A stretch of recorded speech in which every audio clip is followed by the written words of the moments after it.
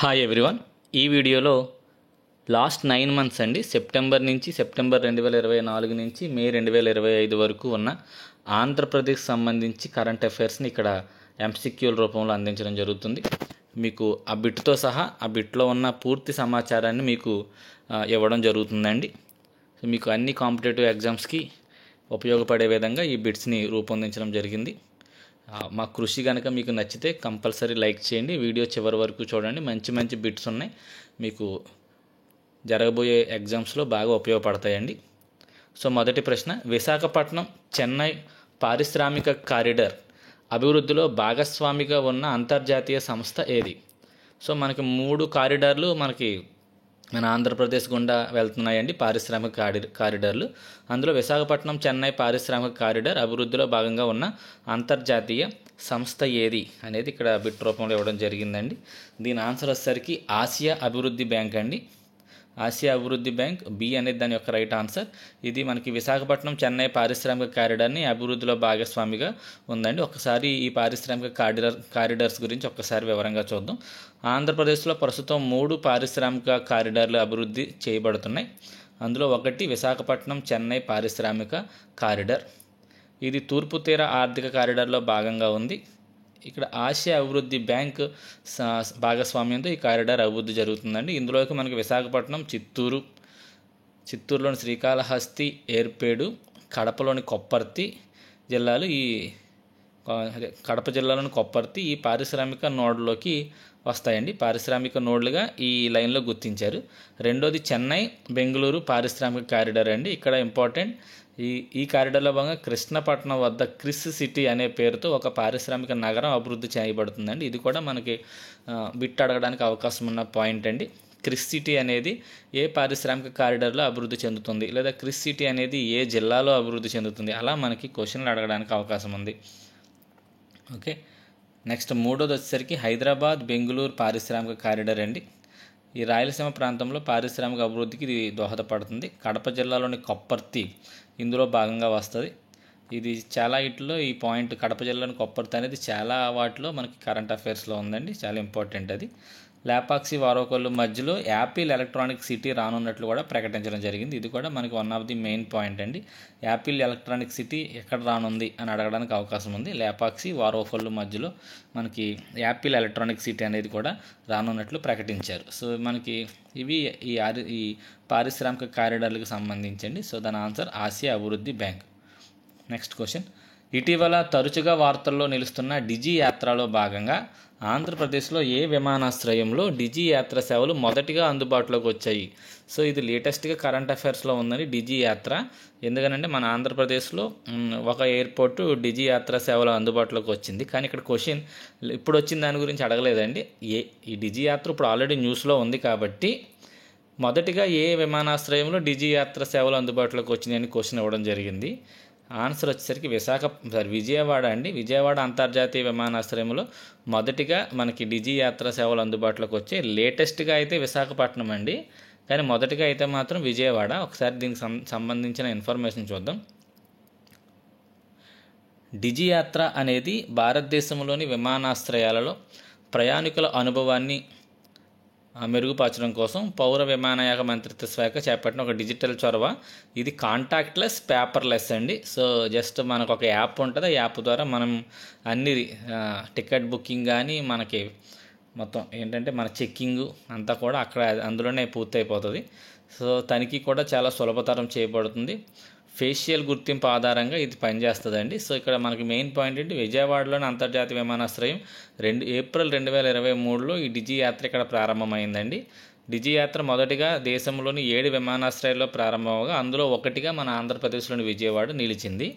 రీసెంట్గా వచ్చేసరికి విశాఖపట్నంలో సెప్టెంబర్ 2024లో విశాఖపట్నం అంతర్జాతీయ విమానాశ్రయంలో కూడా ఈ డిజి యాత్ర సేవలు ప్రారంభించబడ్డాయి.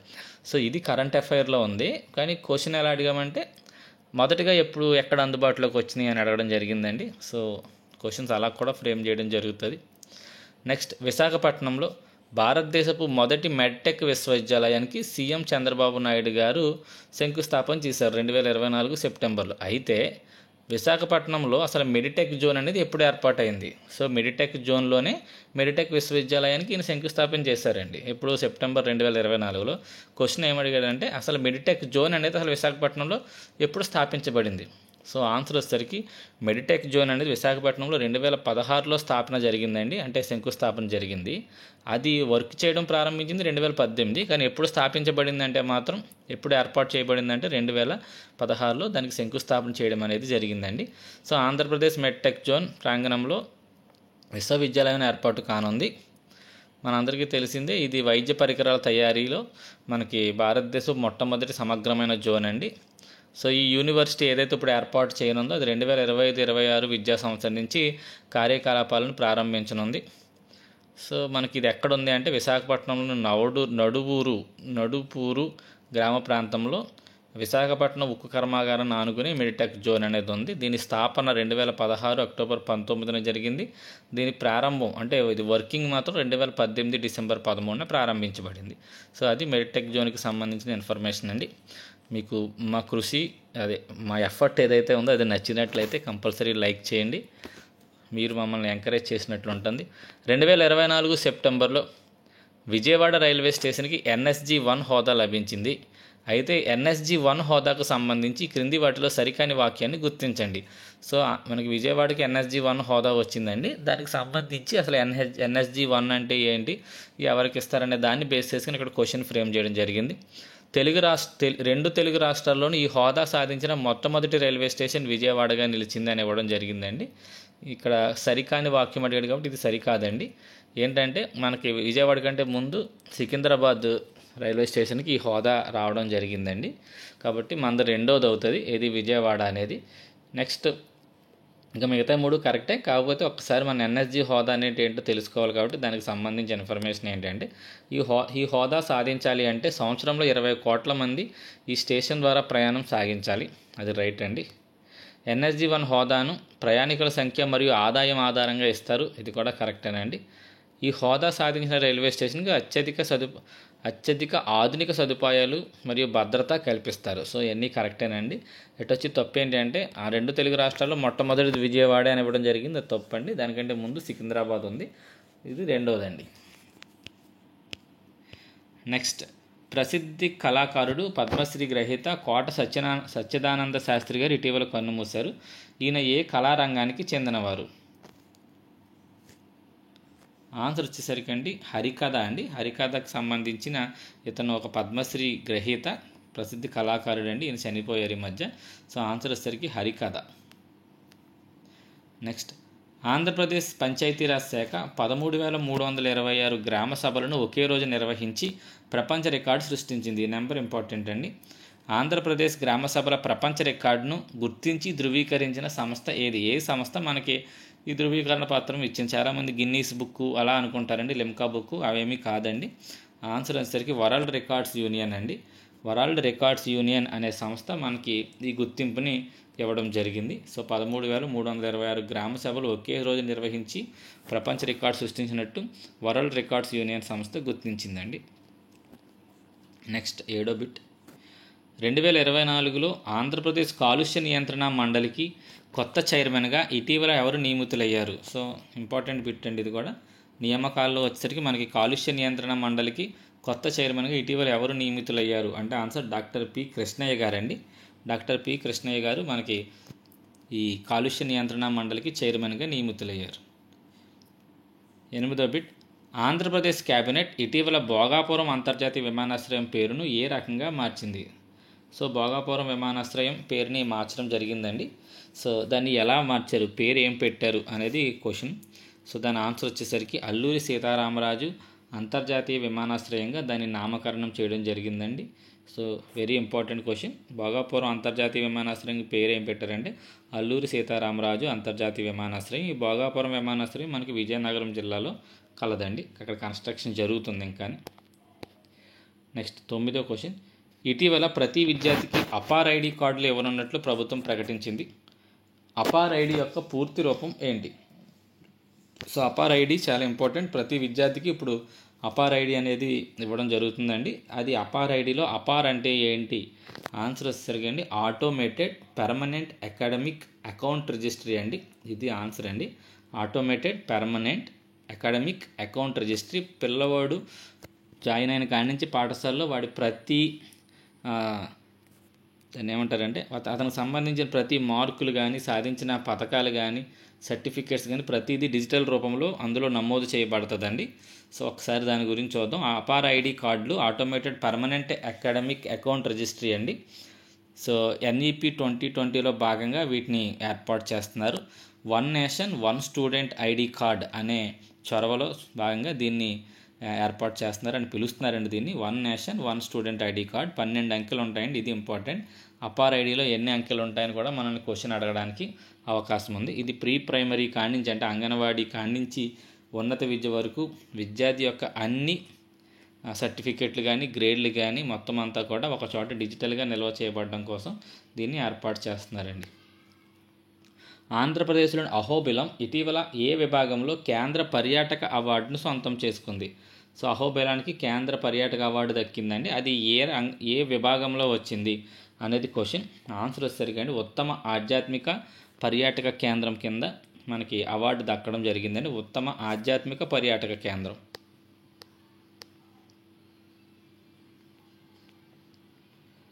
సారీ అండి, చెయ్యి తగిలి మనకి కిందకు వచ్చేసింది బిట్. ఓకే, నెక్స్ట్ క్వశ్చన్కి వెళ్దాం. ఆదాయం తక్కువ గల ఆలయాల్లో ధూపదీప నైవేద్యాల కొరకు అందించే మొత్తాన్ని ఇటీవల ప్రభుత్వం 5,000 నుంచి పెంచిందండి. ఎంతకు పెంచినట్లు ప్రకటించింది? సో 5,000 నుంచి ఆన్సర్ 10,000 అండి. 5,000 నుంచి 10,000 మనకి ఈ ధూపదీప నైవేద్యాల గురించి వాటి గురించి అందించడం జరిగింది. ఇందులో కొంత మొత్తమేమో ఈ పూజారులకి గౌరవ వేతనంగా ఇవ్వగా, కొంత మొత్తానికి మాత్రం ఈ దేవుడికి నైవేద్యాలు ధూపదీపాలకి ఉపయోగించడం జరుగుతుందండి. సో ఎంతకు పెంచారంటే 5,000 నుంచి 10,000కి పెంచారు. ఆంధ్రప్రదేశ్లో గంజాయి డ్రగ్స్ నియంత్రణ కొరకు ఏర్పాటు చేసిన టోల్ ఫ్రీ నెంబర్ ఏంటి? సో డ్రగ్స్ గంజాయి నియంత్రణ కోసం ఏర్పాటు చేసిన టోల్ ఫ్రీ నెంబర్ ఏంటంటే 1972 అండి. 1972 అనేది ఆప్షన్స్ ఇంకొంచెం పర్ఫెక్ట్గా ఇచ్చుంటే బాగుండేది. ఆప్షన్స్ 100, 112, 108 ఇవన్నీ అందరికీ తెలిసినవే. అందువల్ల మనకి చాలా ఈజీగా కనపడుతుంది. కానీ బిట్టు దగ్గరగా 1792 అలా ఇచ్చిందంటే మనకి ఆప్షన్ గుర్తుపట్టడం కొంచెం కష్టమయ్యేదండి. సో దీని ఆన్సర్ వచ్చేసరికి 1972 అంటే డ్రగ్స్కి అలాగే గంజాయి నియంత్రణకు సంబంధించింది. మాదక ద్రవ్యాల అక్రమ రవాణాను అరికట్టేందుకు ప్రజల్లో ముఖ్యంగా విద్యార్థుల అవగాహన కల్పించేందుకు ఈగల్ అనే ఒక సంస్థను కూడా, ఒక ఫోర్స్ని కూడా మనకి ఆంధ్రప్రదేశ్ గవర్నమెంట్ ఏర్పాటు చేసిందండి. ఈగల్ ఫుల్ ఫామ్ చాలా important. Elite anti narcotic group for law enforcement అండి. ఈగల్ అనే ప్రత్యేక దళాలను ఏర్పాటు చేశారు. ఓకే, ఇవి పోలీసులు మరియు ఇతర విభాగాలతో సమన్వయంతో పనిచేస్తాయండి. సో ఇక్కడ టోల్ ఫ్రీ నెంబర్ ఎంత అంటే 1972. ఇంకొన్ని టోల్ ఫ్రీ నెంబర్స్ మనకు ఉపయోగపడతాయని చెప్పి మీకు చాలా మట్టుకు తెలుసుంటుంది. అయినా కూడా ఇక్కడ మీకు కొన్ని అందించడం జరిగింది. అవి ఒక్కసారి చూసుకోండి. ఇది మనకి పాఠశాల విద్యకు సంబంధించింది 14417 ఇంపార్టెంట్ అండి. మనకి అంబులెన్స్, ఈ పోలీసు, అగ్నిమాపక సేవలు ఇవన్నీ అందరికీ తెలిసినవే. ఇసుక మరియు ఎక్సైజ్ సంబంధించిన ఫిర్యాదులకు కూడా ఇంపార్టెంట్ అండి 14500. ఓకే, ఇక విద్యుత్ సమస్యలకు సంబంధించి 15533, 1912. అవినీతి నిరోధకు సంబంధించి 14400. సో ఇటువంటివి కొన్ని మీకు ఉపయోగపడతాయేమో చూసుకోండి. నెక్స్ట్, అమరావతి రాజధాని నిర్మాణానికి ప్రపంచ బ్యాంక్ మరియు ఏషియన్ డెవలప్మెంట్ బ్యాంకులు సుమారుగా ఎంత మొత్తంలో రుణాన్ని అందిస్తున్నాయి? సో మన అమరావతి రాజధాని నిర్మాణానికండి ఈ ప్రపంచ బ్యాంక్ అలాగే ఏడీబీ బ్యాంకులు సంయుక్తంగా మనకు రుణాన్ని ఇస్తాయని ప్రకటించాయండి. ఎన్ని బిలియన్ డాలర్లు రుణాన్ని ఇస్తున్నాయి అనేది క్వశ్చన్ అండి. సో దాని ఆన్సర్ వచ్చేసరికి 1.6 బిలియన్ డాలర్లు అండి. 1.6 బిలియన్ డాలర్లు మనకి అందిస్తున్నాయి. సుమారు ఇది 13,600 కోట్లు అండి. మొత్తం యాక్చువల్గా అయితే 15,000 కోట్లు అని ప్రకటించడం జరిగింది. అందులో 13,600 ఈ రెండు సమర్పిస్తూ ఉంటే మిగతా అమౌంట్ని మనకి సెంట్రల్ గవర్నమెంట్ అందిస్తుందండి. సో ఆన్సర్ వచ్చేసరికి 1.6 బిలియన్ డాలర్లు, సుమారు 13,600 కోట్లు మనకి అందిస్తుంది. 300 ఎకరాల్లో ఏర్పాటు కానున్న దేశంలోని మొట్టమొదటి డ్రోన్ సిటీ ఆంధ్రప్రదేశ్లోని ఏ ప్రాంతంలో ఏర్పాటు కానుంది? సో డ్రోన్ సిటీ అండి చాలా ఇంపార్టెంట్. డ్రోన్ సిటీ ఎక్కడ ఏర్పాటు కానుంది అంటే వార్వకొల్లు అండి. కర్నూలు జిల్లాలోని వార్వకొల్లులో మనకి ఈ డ్రోన్ సిటీ అనేది మొట్టమొదటిసారిగా ఏర్పాటు కానుంది. ఇలాగే మనకి ఈ మధ్య డ్రోన్స్ సమ్మిట్ ఒకటి జరిగిందండి. వాటిలో మనం గిన్నీస్ రికార్డులు ఇవి సాధించాం. వాటికి సంబంధించిన ఇన్ఫర్మేషన్ కూడా మీకు కింద ఇవ్వడం జరిగింది. సో అక్కడతో ఆ క్వశ్చన్ అయితే అయిపోయింది. మీకు ఉపయోగపడద్దని డ్రోన్ సమ్మిట్కి సంబంధించి ఇక్కడ ఇన్ఫర్మేషన్ ఇవ్వడం జరిగింది. ఆంధ్రప్రదేశ్లోని విజయవాడలో జరిగిన drone summit drone show Guinness world రికార్డును సృష్టించాయి. ఇవి ఎప్పుడు జరిగాయి అంటే విజయవాడలో అక్టోబర్ 12, 2024 విజయవాడలోని పున్నమి ఘాట్ కృష్ణానదీ తీరంలో జరిగింది. ఇందులో సుమారు 5 గిన్నీస్ రికార్డులు మనం సాధించామండి. అవి ఏంటి అంటే లార్జెస్ట్ ప్లానెట్ ఆకృతి ఆ డ్రోన్లు ఉపయోగించి తయారు చేసామన్నమాట అండి. ప్లానెట్ ఆకృతిని, largest landmark, largest plane formation, అతిపెద్ద జాతీయ జెండా ఆకృతి, అతిపెద్ద ఏరియల్ లోగో ఆకృతి, ఇవన్నిటిని సృష్టించి మనం 5 గిన్నీస్ రికార్డులు సాధించడం జరిగిందండి. సో ఎక్కడ జరిగింది ఈ డ్రోన్ షో లేదా డ్రోన్ సమ్మిట్ అంటే విజయవాడలో జరిగిందండి. ఏ రోజు అంటే 2024 అక్టోబర్ 22 జరిగింది. ఎన్ని అంశాల్లో గిన్నీస్ రికార్డులు సాధించామంటే 5 అండి. Next bit, Amaravati railway line పనులకు కేంద్ర కేబినెట్ అక్టోబర్ 2024లో ఆమోదం తెలిపింది. అమరావతి రైల్వే లైన్ ఏ 2 ప్రాంతాల మధ్య నిర్మించబడుతుంది? సో అమరావతి రైల్వే లైన్ ఏదైతే మన రాజధానిని అనుసంధానిస్తుందో మిగతా పెద్ద నగరాల నుండి, అది ఏ 2 ప్రాంతాల మధ్య నిర్మించబడుతుంది అనేది క్వశ్చన్ అండి. సో ఆన్సర్ వచ్చేసరికి ఎర్రుపాలెం, నంబూరుల మధ్య ఇది నిర్మించనున్నారండి. ఎర్రుపాలెం, నంబూరు. దానికి సంబంధించిన ఇన్ఫర్మేషన్. ఈ రైల్వే లైన్ నిర్మాణానికి మొత్తం అవుతున్న ఖర్చు 2245 కోట్లండి. ఈ అమరావతి రైల్వే లైన్ పొడవు వచ్చేసరికి 57 కిలోమీటర్లు. ఇది ఖమ్మం జిల్లాలోని ఎర్రుపాలెం వద్ద ప్రారంభమై గుంటూరు జిల్లాలోని నంబూరు వరకు దీన్ని నిర్మిస్తున్నారండి. ఈ రైల్వే లైన్ అమరావతిని ప్రధాన నగరాలైన హైదరాబాద్, చెన్నై, కలకత్తా, నాగపూర్లతో ఇది అనుసంధానిస్తుందండి. నెక్స్ట్ 16వ క్వశ్చన్, 5 రూపాయలకే అన్నం పెట్టే అన్నా క్యాంటీన్లను ఆంధ్రప్రదేశ్ ప్రభుత్వం తిరిగి ఆగస్టు 15, 2024 ప్రారంభించింది. ఈ ప్రాజెక్టుకి చేయూతనిస్తున్న సంస్థ ఏంటి? ఈ ప్రాజెక్ట్కి తన వంతు సహాయం అందిస్తున్న సంస్థ పేరేంటి అంటే ఆన్సర్ వచ్చేసి అక్షయ పాత్ర ఫౌండేషన్ అండి. అక్షయ పాత్ర ఫౌండేషన్ వాళ్ళు మనకి అన్నా క్యాంటీన్లకి సహాయం అందిస్తున్నారు. సో అన్నా క్యాంటీన్ని మొట్టమొదటిసారిగా అయితే 2018 సెప్టెంబర్ 15 ప్రారంభించారు. తర్వాత గవర్నమెంట్ మారడం వల్ల అన్నా క్యాంటీన్లు మూసివేయడం జరిగిందండి. తిరిగి మళ్ళీ అన్నా క్యాంటీన్ని కొత్త ప్రభుత్వం 2024 ఆగస్టు 15 నుంచి ప్రారంభించింది. ప్రస్తుతం సుమారు రాష్ట్ర వ్యాప్తంగా 400 వరకు అన్నా క్యాంటీన్లు నిర్వహించబడుతున్నాయి. నెక్స్ట్ 17వ క్వశ్చన్ అండి. ఆంధ్రప్రదేశ్ ప్రభుత్వం ఇటీవల ప్రారంభించిన పల్లె పండుగ కార్యక్రమం ఎన్ని కోట్ల రూపాయల విలువైన అభివృద్ధి పనులు చేపట్టాలని ప్రభుత్వం లక్ష్యంగా పెట్టుకుంది? సో పల్లె పండుగ కార్యక్రమంలో మొత్తం ఎన్ని కోట్ల పనులు చేయాలని చెప్పి లక్ష్యంగా మన ప్రభుత్వం పెట్టుకుంది? సో ఆన్సర్ వచ్చేసరికి 4500 కోట్లు అండి. 4500 కోట్లతో అభివృద్ధి పనులు చేయాలని ఈ పల్లె పండుగ లక్ష్యంగా పెట్టుకున్నారు. సో ఇవన్నీ కూడా మనకి ఈ మహాత్మా గాంధీ జాతీయ గ్రామీణ ఉపాధి హామీ పథకం కిందే ఈ డబ్బులన్నింటినీ కూడా వినియోగిస్తారండి. సో ఈ పథకం పల్లె పండుగను ఎక్కడ ప్రారంభించారంటే 2024 అక్టోబర్ 14 కృష్ణా జిల్లాలోని కంకిపాడులో మనకి పవన్ కళ్యాణ్ గారు లాంఛనంగా దీన్ని ఉప ముఖ్యమంత్రి గారు ప్రారంభించడం జరిగిందండి. నెక్స్ట్ 18, పెనమలూరు యువ రైతు నందం రఘువీర్కు కర్మవీర్ చక్ర అవార్డు లభించిందండి. ఈ కర్మవీర్ చక్ర అవార్డు ఏ రంగంలో కృషి చేసే వాళ్ళకి ఇస్తారు అంటే ఆన్సర్ వచ్చేసరికి ఏ అండి. సామాజిక న్యాయం మరియు సానుకూల మార్పు అనే రంగంలో కృషి చేసే వాళ్ళకి ఈ కర్మవీర్ చక్ర అవార్డు అనేది ఇవ్వడం జరుగుతుంది. దీపం 2 పథకం ఏ జిల్లాలో ప్రారంభించబడింది? సో దీపం 2 పథకం మనకి సూపర్ 6లో భాగంగా 3 ఉచిత గ్యాస్ సిలిండర్లు ఇస్తానని ప్రకటించిన పథకం దీపం 2 పథకం ఏ జిల్లాలో ప్రారంభించబడింది మొట్టమొదటిసారిగా అంటే ఆన్సర్ వచ్చేసరికి శ్రీకాకుళం జిల్లాలో దీన్ని ప్రారంభించడం జరిగిందండి దీపం 2 పథకాన్ని. సో పథకం యొక్క ఉద్దేశం మనకు అందరికీ తెలుసు, వంట గ్యాస్ సిలిండర్ను ఉచితంగా అందించాలి. ఎన్ని అంటే 3 ఇస్తారండి. 3 ఉచిత గ్యాస్ సిలిండర్లు ఇస్తారు. ఎప్పుడు ప్రారంభించారంటే 2024 నవంబర్ 1 ప్రారంభించారు. శ్రీకాకుళం జిల్లా ఇచ్చాపురం మండలం ఈడుపురం అనే గ్రామంలో దీన్ని ప్రారంభించడం జరిగింది. గ్రామం పేరు ఏదైనా తప్పు ఉంటే ఈదుపురమా అనేది ఒకసారి మీరు కామెంట్ చేయండి. అలాగే నేను చెప్తున్న బిట్లో ఆప్షన్స్ ఏదైనా ఒక్కొక్కసారి తప్పు చదివినా లేదా ఆన్సర్ ఏదన్నా వేరే ఏదన్నా ఉండి నేను తప్పు చెప్పినా మీరు కామెంట్ రూపంలో తెలియజేసినట్లయితే నేను రైట్ ఆన్సర్ ఏంటనేది మళ్ళీ ఈ క్వశ్చన్ తప్పుని సరి చేసుకోండి, నేను కామెంట్లో పిన్ చేస్తానండి. ఒకసారి మీరు ఫస్ట్ కామెంట్ ఏదైతే పిన్ చేసిన కామెంట్ ఉందో అది కూడా చూసుకోండి. అక్కడ ఏదన్నా ఆన్సర్స్ ఏదైనా మిస్టేక్ ఉంటే మీకు కామెంట్లో పిన్ చేయడం అనేది జరుగుతుంది. విశాఖపట్నం మెట్రో మొదటి దశలో సుమారు ఎన్ని కిలోమీటర్ల మేర నిర్మాణం జరుగుతుంది? సో విశాఖపట్నానికి విజయవాడ మెట్రో రైలుకి మన క్యాబినెట్ ఆమోదం తెలిపిందండి. సో దాని ప్రకారం మనకి ఎన్ని కిలోమీటర్ల మేర మనకి ఈ నిర్మాణం చేయబడుతుందంటే ఆన్సర్ సరికి బి అండి. 40.32 కిలోమీటర్ల మేర విశాఖపట్నంలో మొదటి దశ మెట్రో పనులు జరుపుతారండి. ఒకసారి వీటి గురించి ఇన్ఫర్మేషన్ చూద్దాం. ఆంధ్రప్రదేశ్ ప్రభుత్వం విశాఖపట్నం విజయవాడ మెట్రో రైల్ ప్రాజెక్టులకు మొదటి దశలకు అధికారికంగా ఆమోదం తెలిపింది. సో దీనికి వచ్చేసరికి ఈ రెండు ప్రాజెక్టులకి కలిపి మొత్తం 22,000 కోట్లు సుమారు ఖర్చు అవుతుందండి. అందులో విశాఖపట్నంకి 11,498 అంటే ఇంచుమించు 11,500 కోట్లు, విజయవాడకు 11,009 కోట్లు ఖర్చు అవుతున్నాయి. ఇందులో కేంద్ర ప్రభుత్వం 40% నిధులు సమకూరుస్తుంది, మిగతా 60% ప్రైవేట్ డెవలపర్లు భరిస్తారు.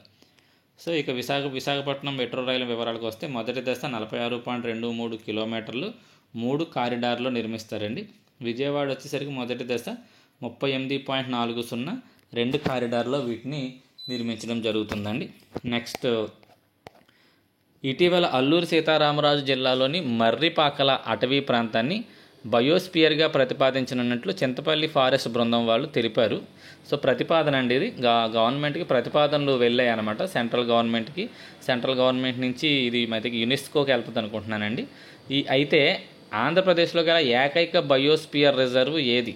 సో ఇప్పుడైతే మర్రిపాకలను బయోస్పియర్గా ప్రకటించమని మన వాళ్ళు ప్రతిపాదనలు పంపారు. అయితే ఆల్రెడీ మనకు ఆంధ్రప్రదేశ్లో ఒకే ఒక బయోస్పియర్ రిజర్వ్ ఉందండి. దాని పేరు ఏంటి అని అడిగాడు. ఆన్సర్ వచ్చేసరికి శేషాచలం కొండలు అండి. శేషాచలం కొండలు ఒక బయోస్పియర్ అండి. బయోస్పియర్ రిజర్వ్ను యునెస్కో యొక్క man and the biosphere programme ద్వారా అంతర్జాతీయంగా గుర్తింపబడిన ప్రత్యేకమైన సహజ మరియు సాంస్కృతిక ప్రదేశాలు. భారతదేశంలో మొత్తం బయోస్పియర్లు 18 ఉన్నాయంటండి. ఆ 18 మీకు ఇక్కడ జాబితా నేను ఇక్కడ అందించడం జరుగుతుంది. టాపిక్ వచ్చింది కాబట్టి బయోస్పియర్లు అనేది ఇక్కడ 18 బయోస్పియర్లు మీకు ఇవ్వడం జరిగింది. మొదటిది చూడండి, నీలగిరి బయోస్పియర్ రిజర్వ్ భారతదేశంలోని మొదటి బయోస్పియర్ రిజర్వ్ అండి. అది మనకి తమిళనాడు, కేరళ, కర్ణాటక రాష్ట్రాల బార్డర్స్లో ఉంది. అది నందాదేవి బయోస్పియర్ రిజర్వ్ ఉత్తరాఖండ్లో ఉంది. Nokrek biosphere reserve Meghalaya. Great Nicobar biosphere reserve Andaman Nicobar దీవులు. మన్నార్ గల్ఫ్ కంటిన్యూ అక్కడ వచ్చిందండి. Mannar gulf biosphere reserve Tamil Nadu. Sundarbans చాలా ఇంపార్టెంట్, సుందర్బన్స్ ఎక్కడ ఉన్నాయని అడుగుతారండి, పశ్చిమ బెంగాల్. Manas biosphere reserve Assam. సిమ్లీపాల్ కూడా చాలా ఇంపార్టెంట్ అండి. సిమ్లీపాల్ బయోస్పియర్ రిజర్వ్ ఎక్కడ ఉందంటే ఒడిస్సాలో ఉందండి. పంచర్హి బయోస్పియర్ రిజర్వ్ మధ్యప్రదేశ్లో ఉంది. అచానక్మార్ అమరకంటక్ బయోస్పియర్ రిజర్వ్ ఛత్తీస్గఢ్ మధ్యప్రదేశ్ల మధ్య. కంగ్జేడ్ జోంగ్ బయోస్పియర్ రిజర్వ్ సిక్కింలోను. అగస్తమలై బయోస్పియర్ రిజర్వ్ కేరళ తమిళనాడు బార్డర్లోను. గ్రేట్ రన్ ఆఫ్ కచ్ అతిపెద్ద బయోస్పియర్ రిజర్వ్ అంటండి, చూసుకోండి. గ్రేట్ రన్ ఆఫ్ కచ్ గుజరాత్లో ఉంది. కోల్డ్ డెజర్ట్ అనేది హిమాచల్ ప్రదేశ్. శేషాచలం కొండలు ఆంధ్రప్రదేశ్. పన్నా బయోస్పియర్ రిజర్వ్ మధ్యప్రదేశ్. దిబ్రూ సైకోవా అస్సాం. దిబాంగ్ అరుణాచల్ ప్రదేశ్ అండి. ఇందులో కొన్ని చాలా ఇంపార్టెంట్ బయోస్పియర్ రిజర్వ్స్ ఉన్నాయి, వాటి పేర్లు గుర్తుపెట్టుకోండి.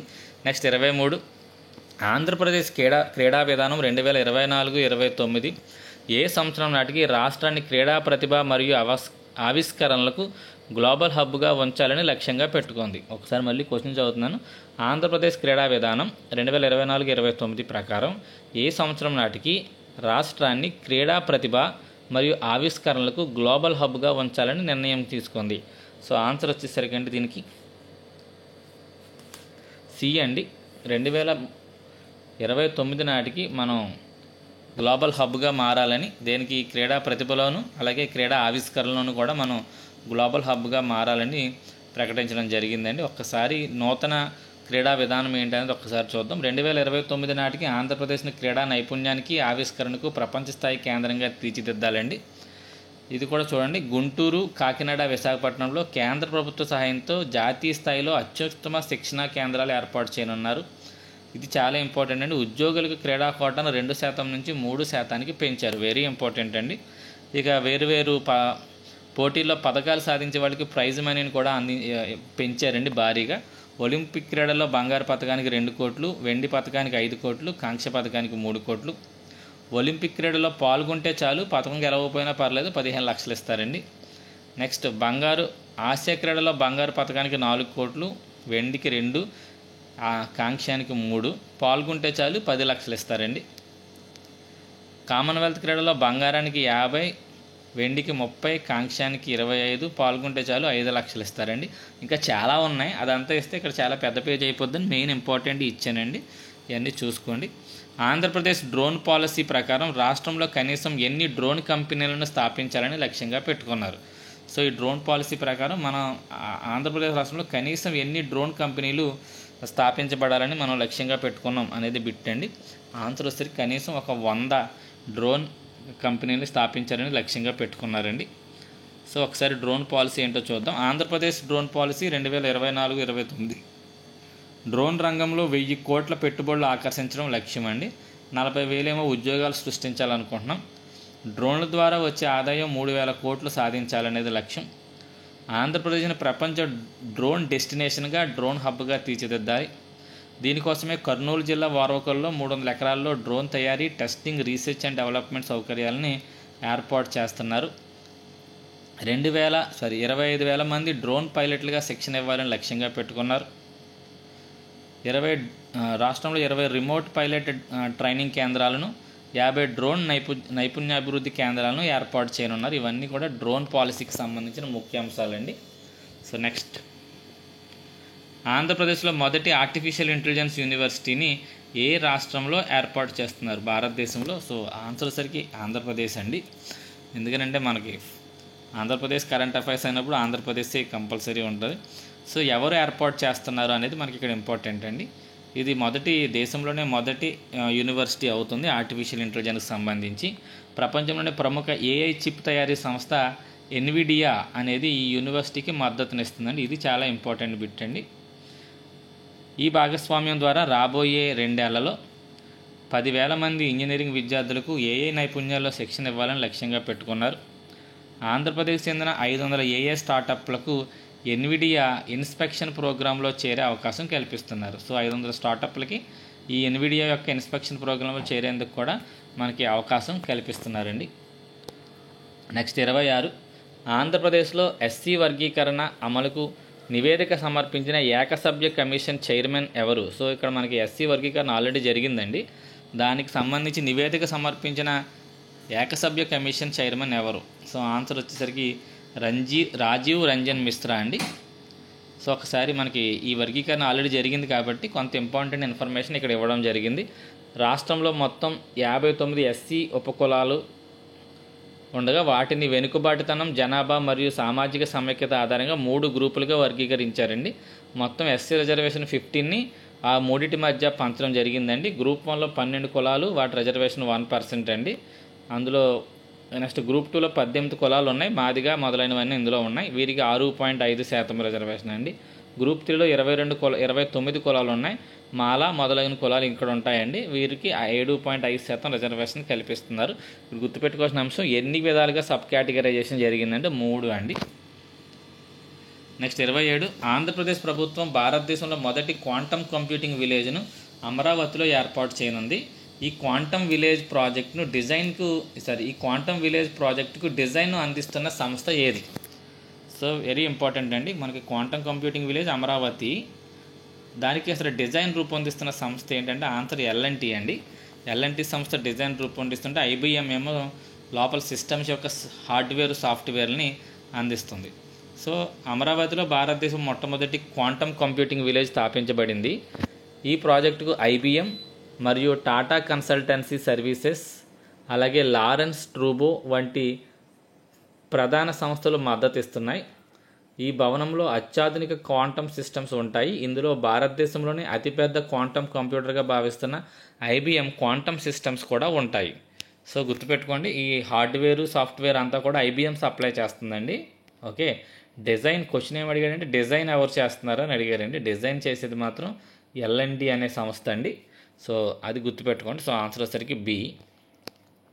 నెక్స్ట్ 28, ఆంధ్రప్రదేశ్ నూతన పర్యాటక విధానం 2024-29 ప్రకారం రాష్ట్ర స్థూల విలువ జోడింపులో పర్యాటక రంగం వాటాను ఎంత శాతానికి పెంచాలని నిర్ణయించుకున్నారు, లక్ష్యంగా పెట్టుకున్నారు. సో జీవీఏలో పర్యాటక రంగం వాటాను పెంచాలనుకుంటున్నారు. అది ఎంత శాతం నుండి ఎంత శాతానికి పెంచాలనేది లక్ష్యంగా మన నూతన పర్యాటక విధానం అనేది ఉంది అనేది క్వశ్చన్ అండి. ఆన్సర్ వచ్చేసరికి 4.6% నుండి 8% ఈ వాటాను పెంచాలని నిర్ణయించుకోవడం జరిగిందండి. సో ఒకసారి మన విధానం గురించి చూద్దామండి. నూతన పర్యాటక విధానం 2024-29 ఏం చెప్తుందంటేనండి, పర్యాటక రంగానికి పారిశ్రామిక హోదా ఇవ్వడం జరిగింది. చాలా ఇంపార్టెంట్ అండి. పర్యాటక రంగానికి పారిశ్రామిక హోదా ఇవ్వడం జరిగింది. సుమారు 25,000 కోట్ల పెట్టుబడులను ఆకర్షించాలనేది లక్ష్యంగా పెట్టుకున్నారు. జీవీఏలో ప్రస్తుత పర్యాటక రంగ వాటాను 4.6 నుంచి 8% పెంచాలని లక్ష్యంగా పెట్టుకున్నారు. అలాగే ఉపాధి అవకాశాలు ప్రస్తుతం ఉన్న 12 నుంచి 15% పెంచాలని, ప్రతి పర్యాటకుడు మన భారతదేశానికి లేదా ఆంధ్రప్రదేశ్కి విచ్చేసినప్పుడు ప్రస్తుతం అతను పెట్టే ఖర్చు 1,700 రూపాయలుగా కనపడుతుందండి. దాన్ని సుమారు 25,000కు పెంచి మౌలిక సదుపాయాలు కల్పించాలని లక్ష్యంగా పెట్టుకున్నారు. సుమారు 25 పైగా థీమాటిక్ సర్క్యూట్లను ఏర్పాటు చేయాలని కూడా లక్ష్యంగా పెట్టుకున్నారండి. ఇవన్నీ కూడా నూతన పర్యాటక విధానం యొక్క ముఖ్యాంశాలు. మీకు ఎంత అవసరమో అంతా ఇక్కడ మ్యాటర్ మేము అందించడం జరుగుతుందండి. లైక్ చేయండి మా ఛానల్ని, మీ ఫ్రెండ్స్ అందరికీ కొంచెం ఫార్వర్డ్ చేసి మమ్మల్ని సపోర్ట్ చేయండి సార్. ఇటీవల తిరుపతి నగరంలో నారా చంద్రబాబు నాయుడు గారు వర్చువల్గా ప్రారంభించిన 1000 మెగావాట్ల గ్రీన్ ఎనర్జీ ప్రాజెక్టును ఏ సంస్థ అభివృద్ధి చేస్తుంది? సో దీని ఆన్సర్ వచ్చేసరికండి హీరో ఫ్యూచర్స్ ఎనర్జీ లిమిటెడ్ అండి. ఇటీవల 29వ బిట్ అండి అది. ఇటీవల తిరుపతి నగరంలో నారా చంద్రబాబు నాయుడు గారు వర్చువల్గా ప్రారంభించారండి 1000 మెగావాట్లు. ఇది ఏ సంస్థకు సంబంధించింది? ఏ సంస్థ దీన్ని అభివృద్ధి చేస్తుందంటే answer hero future energies limited అండి. దానికి సంబంధించిన ఇన్ఫర్మేషన్ ఇక్కడ మీకు చాలా ఇవ్వడం జరిగిందండి. ప్రతి బిట్కి దానికి రిలేటెడ్గా మ్యాక్సిమం ఇన్ఫర్మేషన్ అవసరమైతే ఇవ్వడం జరిగిందండి. సో ఆంధ్రప్రదేశ్ రాష్ట్రాన్ని గ్రీన్ హైడ్రోజన్ హబ్గా మార్చాలని లక్ష్యంగా ఉన్నారు మన చంద్రబాబు నాయుడు గారు. దీనికోసమే తిరుపతిలో 1000 మెగావాట్ల గ్రీన్ హైడ్రోజన్ ప్రాజెక్ట్ని ప్రారంభించారు. దీన్ని హీరో ఫ్యూచర్స్ ఎనర్జీ లిమిటెడ్ సంస్థ దాన్ని అభివృద్ధి చేస్తుంది. 2024 ఆగస్టు 31 నాటికి ఇది చాలా ఇంపార్టెంట్ అండి. మన సాంప్రదాయ ఇంధన వనరుల ఉత్పత్తి సామర్థ్యం 9.5 గిగావాట్లుగా ఉంది. 2030 నాటికి సుమారు 72.60 గిగావాట్లు ఉత్పత్తి పునరుత్పాదక ఇంధన సామర్థ్యం సాధించాలనేది ఆంధ్రప్రదేశ్ యొక్క లక్ష్యం. అలాగే 2047 నాటికి నెట్ జీరో ఉద్గారాలు సాధించాలని మరో లక్ష్యంగా పెట్టుకుంది. 2047 నాటికి, ఇది 2030 అండి, 2047 నాటికి 160 గిగావాట్ల కన్నా ఎక్కువ స్థాపిత పునరుత్పాదక ఇంధన సామర్థ్యం సాధించాలనేది మరో లక్ష్యంగా పెట్టుకుంది. గుర్తుపెట్టుకుని 2030 అయితే 72 అండి, 2047 అయితే 160. సో ఇక్కడ ఇంకొక సంస్థ ఏదో ఇక్కడ మనకి ప్రాజెక్ట్ ఏర్పాటు చేస్తుందండి, రెన్యూ అనే సంస్థ. సుమారు 22,000 కోట్ల పెట్టుబడితో 1800 మెగావాట్ల సౌర ప్రాజెక్ట్ని, 1 గిగావాట్ పవన ప్రాజెక్ట్ని, 200 మెగావాట్ల బ్యాటరీ స్టోరేజ్ యూనిట్ని అన్నిటినీ కూడా అనంతపురం, కర్నూలు జిల్లాలో ఏర్పాటు చేయనున్నది సంస్థ పేరు రెన్యూ అండి. అలాగే టాటా రెన్యూవబుల్ ఎనర్జీస్ కూడా మనకి 49,000 కోట్ల ఒప్పందం కుదుర్చుకుందండి. టాటా రెన్యూవబుల్ ఎనర్జీస్ ఇది 7,000 మెగావాట్ల పునరుత్పాదక ఇంధన ఉత్పత్తి లక్ష్యంతో సౌర పవన హైబ్రిడ్ ప్రాజెక్టుల్లో పెట్టుబడులు పెట్టనుంది. టాటా రెన్యూవబుల్ ఎనర్జీస్ అండి. ఎన్టీపీసీ వాళ్ళు గ్రీన్ హైడ్రోజన్ ప్లాంట్ని అనకాపల్లి జిల్లా అచ్యుతాపురం మండలం పూడిమడకలో ఏర్పాటు చేయనున్నారు. Very important. ఎన్టీపీసీ వాళ్ళు 1.85 లక్షల కోట్ల పెట్టుబడితో గ్రీన్ హైడ్రోజన్ ప్లాంట్ను కూడా ఏర్పాటు చేస్తున్నారు. సో ఎన్టీపీసీ వాళ్ళు ఎక్కడ ఏర్పాటు చేస్తున్నారు అనేది మనకి చాలా ఇంపార్టెంట్ అండి. గ్రీన్ హైడ్రోజన్ ప్లాంట్ని ఏర్పాటు చేస్తున్నారు ఎక్కడ? అనకాపల్లి జిల్లా అచ్యుతాపురం మండలం పూడిమడక. ఎన్ని కోట్ల పెట్టుబడి అంటే 1.85 లక్షల కోట్ల పెట్టుబడి. సో ఇవన్నీ మనకి గ్రీన్ ఎనర్జీకి సంబంధించి మన ఆంధ్రప్రదేశ్లో ఏర్పాటు కానున్న సంస్థలు ఇవన్నీనండి. ఆంధ్రప్రదేశ్ ప్రభుత్వం డ్రగ్స్ నిర్మూలనకు ప్రారంభించిన కార్యక్రమం పేరేంటి? సంకల్పం, మహాసంకల్పం, నవసంకల్పం ఇవన్నీ ఇవ్వడం జరిగింది. నా ఆన్సర్ సరికి సంకల్పం అండి. ఆంధ్రప్రదేశ్ ప్రభుత్వం డ్రగ్స్ మరియు రవాణా డ్రగ్స్ అక్రమ రవాణా మరియు వినియోగాన్ని అరికట్టేందుకు ఈగల్ అనే కీలకమైన కార్యక్రమం ప్రారంభించింది, ఆల్రెడీ తెలిసింది. సో ఇక్కడ సంకల్పం గురించి కాకుండా ఎక్కువగా ఈగల్ గురించి మాత్రమే ఇక్కడ పర్టికులర్గా మెన్షన్ చేయడం జరిగిందండి. దీని ప్రధాన కార్యాలయం అమరావతిలో ఉందని, 26 జిల్లాల్లోనూ 25 నార్కోటిక్ కంట్రోల్ సెల్స్ని ఏర్పాటు చేశారని, మొత్తం 459 మంది సిబ్బంది ఈ ఈగల్లో పనిచేస్తున్నారని పూర్తి ఇన్ఫర్మేషన్ ఇక్కడ ఈగలకు సంబంధించింది ఎక్కువ ఇవ్వడం జరిగింది. జస్ట్ ఈ ప్రోగ్రామ్ పేరేంటి, డ్రగ్స్ నిర్మూలనకు ప్రారంభించిన కార్యక్రమం పేరేంటంటే సంకల్పం అండి, గుర్తుపెట్టుకోండి. నవోదయం కూడా ఒకటి ఉంది. నవోదయం ఏమో సారా మరియు డ్రగ్స్ అన్నిటికి సంబంధించింది. ఇక్కడ సంకల్పం కూడా డ్రగ్స్కి నివారణకు సంబంధించిందేనండి. ఆంధ్రప్రదేశ్ ప్రభుత్వం ఏ సంవత్సరం నాటికి మన ఆంధ్రప్రదేశ్ నుండి ఎయిడ్స్ని పూర్తిగా నిర్మూలించాలని లక్ష్యంగా పెట్టుకుంది? సో ఎయిడ్స్ నిర్మూలన లక్ష్యంగా ఏ సంవత్సరానికి మనం పెట్టుకున్నాము అంటే ఆన్సర్ వచ్చేసరికి 2030 నాటికండి. 2030 కాదండి, 2025 నాటికండి. 2025 నాటికల్లా ఎయిడ్స్ని మనం పూర్తిగా పాలదొరాలని లక్ష్యంగా పెట్టుకోవడం జరిగింది. ముందు చెప్పిందే కరెక్ట్, 2030 కరెక్ట్, ఏమనుకోవద్దు. నేను 2025 అనుకున్నాను, 2030 కరెక్ట్ అండి. నేషనల్ ఎయిడ్స్ కంట్రోల్ ఆర్గనైజేషన్ 2023 నివేదిక ప్రకారం భారతదేశంలో హెచ్ఐవి రోగుల సంఖ్య ఆంధ్రప్రదేశ్లోనే 2వ స్థానంలో ఉన్నామండి. మన భారతదేశంలోనే 2వ స్థానంలో మన ఆంధ్రప్రదేశ్ ఉంది. దాదాపు 3.20 లక్షల మంది హెచ్ఐవి రోగులు మన ఆంధ్రప్రదేశ్లో 2023 నాటికి ఉన్నారని, బ్రేక్ ది సైలెన్స్ అనే నినాదంతో 2030 నాటికి రాష్ట్రంలో ఎయిడ్స్ నిర్మూలన లక్ష్యంగా పెట్టుకున్నట్లు మనకి ప్రకటించడం జరిగిందండి. సారీ అండి, ఇందాక 2025 అని చెప్పాను, ఆన్సర్ వచ్చేసరికి 2030 అండి. నెక్స్ట్ 32. ఆంధ్రప్రదేశ్ ప్రభుత్వ పాఠశాలలో విద్యార్థులకు కోడింగ్ మరియు ఆర్టిఫిషియల్ ఇంటెలిజెన్స్లో శిక్షణ ఇస్తున్న సంస్థ ఏంటి? సో కోడింగ్ అండ్ ఆర్టిఫిషియల్ ఇంటెలిజెన్స్లో శిక్షణ ఇస్తున్న సంస్థ వచ్చేసరికి అమెజాన్ అండి. అమెజాన్ సంస్థ మనకి ఇది ఒక పైలట్ ప్రాజెక్ట్గా చేపట్టడం జరిగింది. ప్రస్తుతం పైలట్ ప్రాజెక్టుగా దీన్ని 3 జిల్లాల్లోనే అమలు చేస్తున్నారండి. విశాఖపట్నం, విజయనగరం మరియు శ్రీకాకుళం జిల్లాలో అమలు చేస్తున్నారు. సో అమెజాన్ వాళ్ళు ఫ్యూచర్ ఇంజనీరింగ్ ప్రాజెక్టులో భాగంగా దీన్ని చేపడుతున్నారండి. సో నెక్స్ట్, తాజా సవరణ ప్రకారం లోకాయుక్తను నియమించే సెలక్షన్ కమిటీలో ప్రతిపక్ష నాయకుడు లేనప్పుడు ఆ కమిటీలో ఇంకెవరెవరు సభ్యులుగా ఉన్నారు? సో మామూలుగా అయితే ప్రతిపక్ష నాయకుడు సభ్యుడిగా ఉండాలండి. కాబట్టి ప్రస్తుతం ఏ పార్టీకి ప్రతిపక్ష హోదా లేకపోవడం వల్ల ఈ లోకాయుక్తాన్ని సవరణ చేశారు. కాబట్టి ఇప్పుడు ఇంకెవరెవరు మనకి ఈ లోకాయుక్త కమిటీలో సభ్యులుగా ఉంటారు అనేది క్వశ్చన్ అండి. సో ఆన్సర్ వచ్చేసరికి ముఖ్యమంత్రి ఉంటారండి. ముఖ్యమంత్రి, స్పీకర్, హోంమంత్రి లేదా ముఖ్యమంత్రి నామినేట్ చేసిన ఏ ఇతర మంత్రి అయినా ఉండొచ్చు. హోంమంత్రి ఉండాలన్న రూల్ ఏం లేదని, హోంమంత్రి లేకపోతే హోంమంత్రి కానప్పుడు ముఖ్యమంత్రి ఎవరు సిఫార్సు చేస్తే వాళ్ళు, దాంతోపాటు శాసన మండలి చైర్మన్, వీళ్ళందరూ కూడా మనకి లోకాయుక్త నియమించే సెలక్షన్ కమిటీలో ఉంటారండి. ప్రస్తుతం ప్రతిపక్ష నాయకుడు లేడు. సో లోకాయుక్త చట్టం ఎప్పుడు చేయబడిందంటే 1983లో చేయబడిందండి. 2024లో కొన్ని కీలక సవరణలు జరిగాయి. గతంలో లోకాయుక్తను నియమించేటప్పుడు ఇదంతా చెప్పుకున్నాం. ప్రస్తుతానికి అతను లేడు, ఎవరు మనకి ప్రతిపక్ష నాయకుడు అనే అతను లేడు. సో లోకాయుక్త పదవీ కాలం ఇంతకుముందు 5 సంవత్సరాలు లేదా 65 ఏళ్ళు వచ్చేదాకా ఏది ముందైతే అదండి. ప్రస్తుతం అయితే సవరణలో ఏం చెప్పారంటే గవర్నర్ ఒక వ్యవధి పెడతాడు, ఆ వ్యవధిలోగా అయిపోవాలి.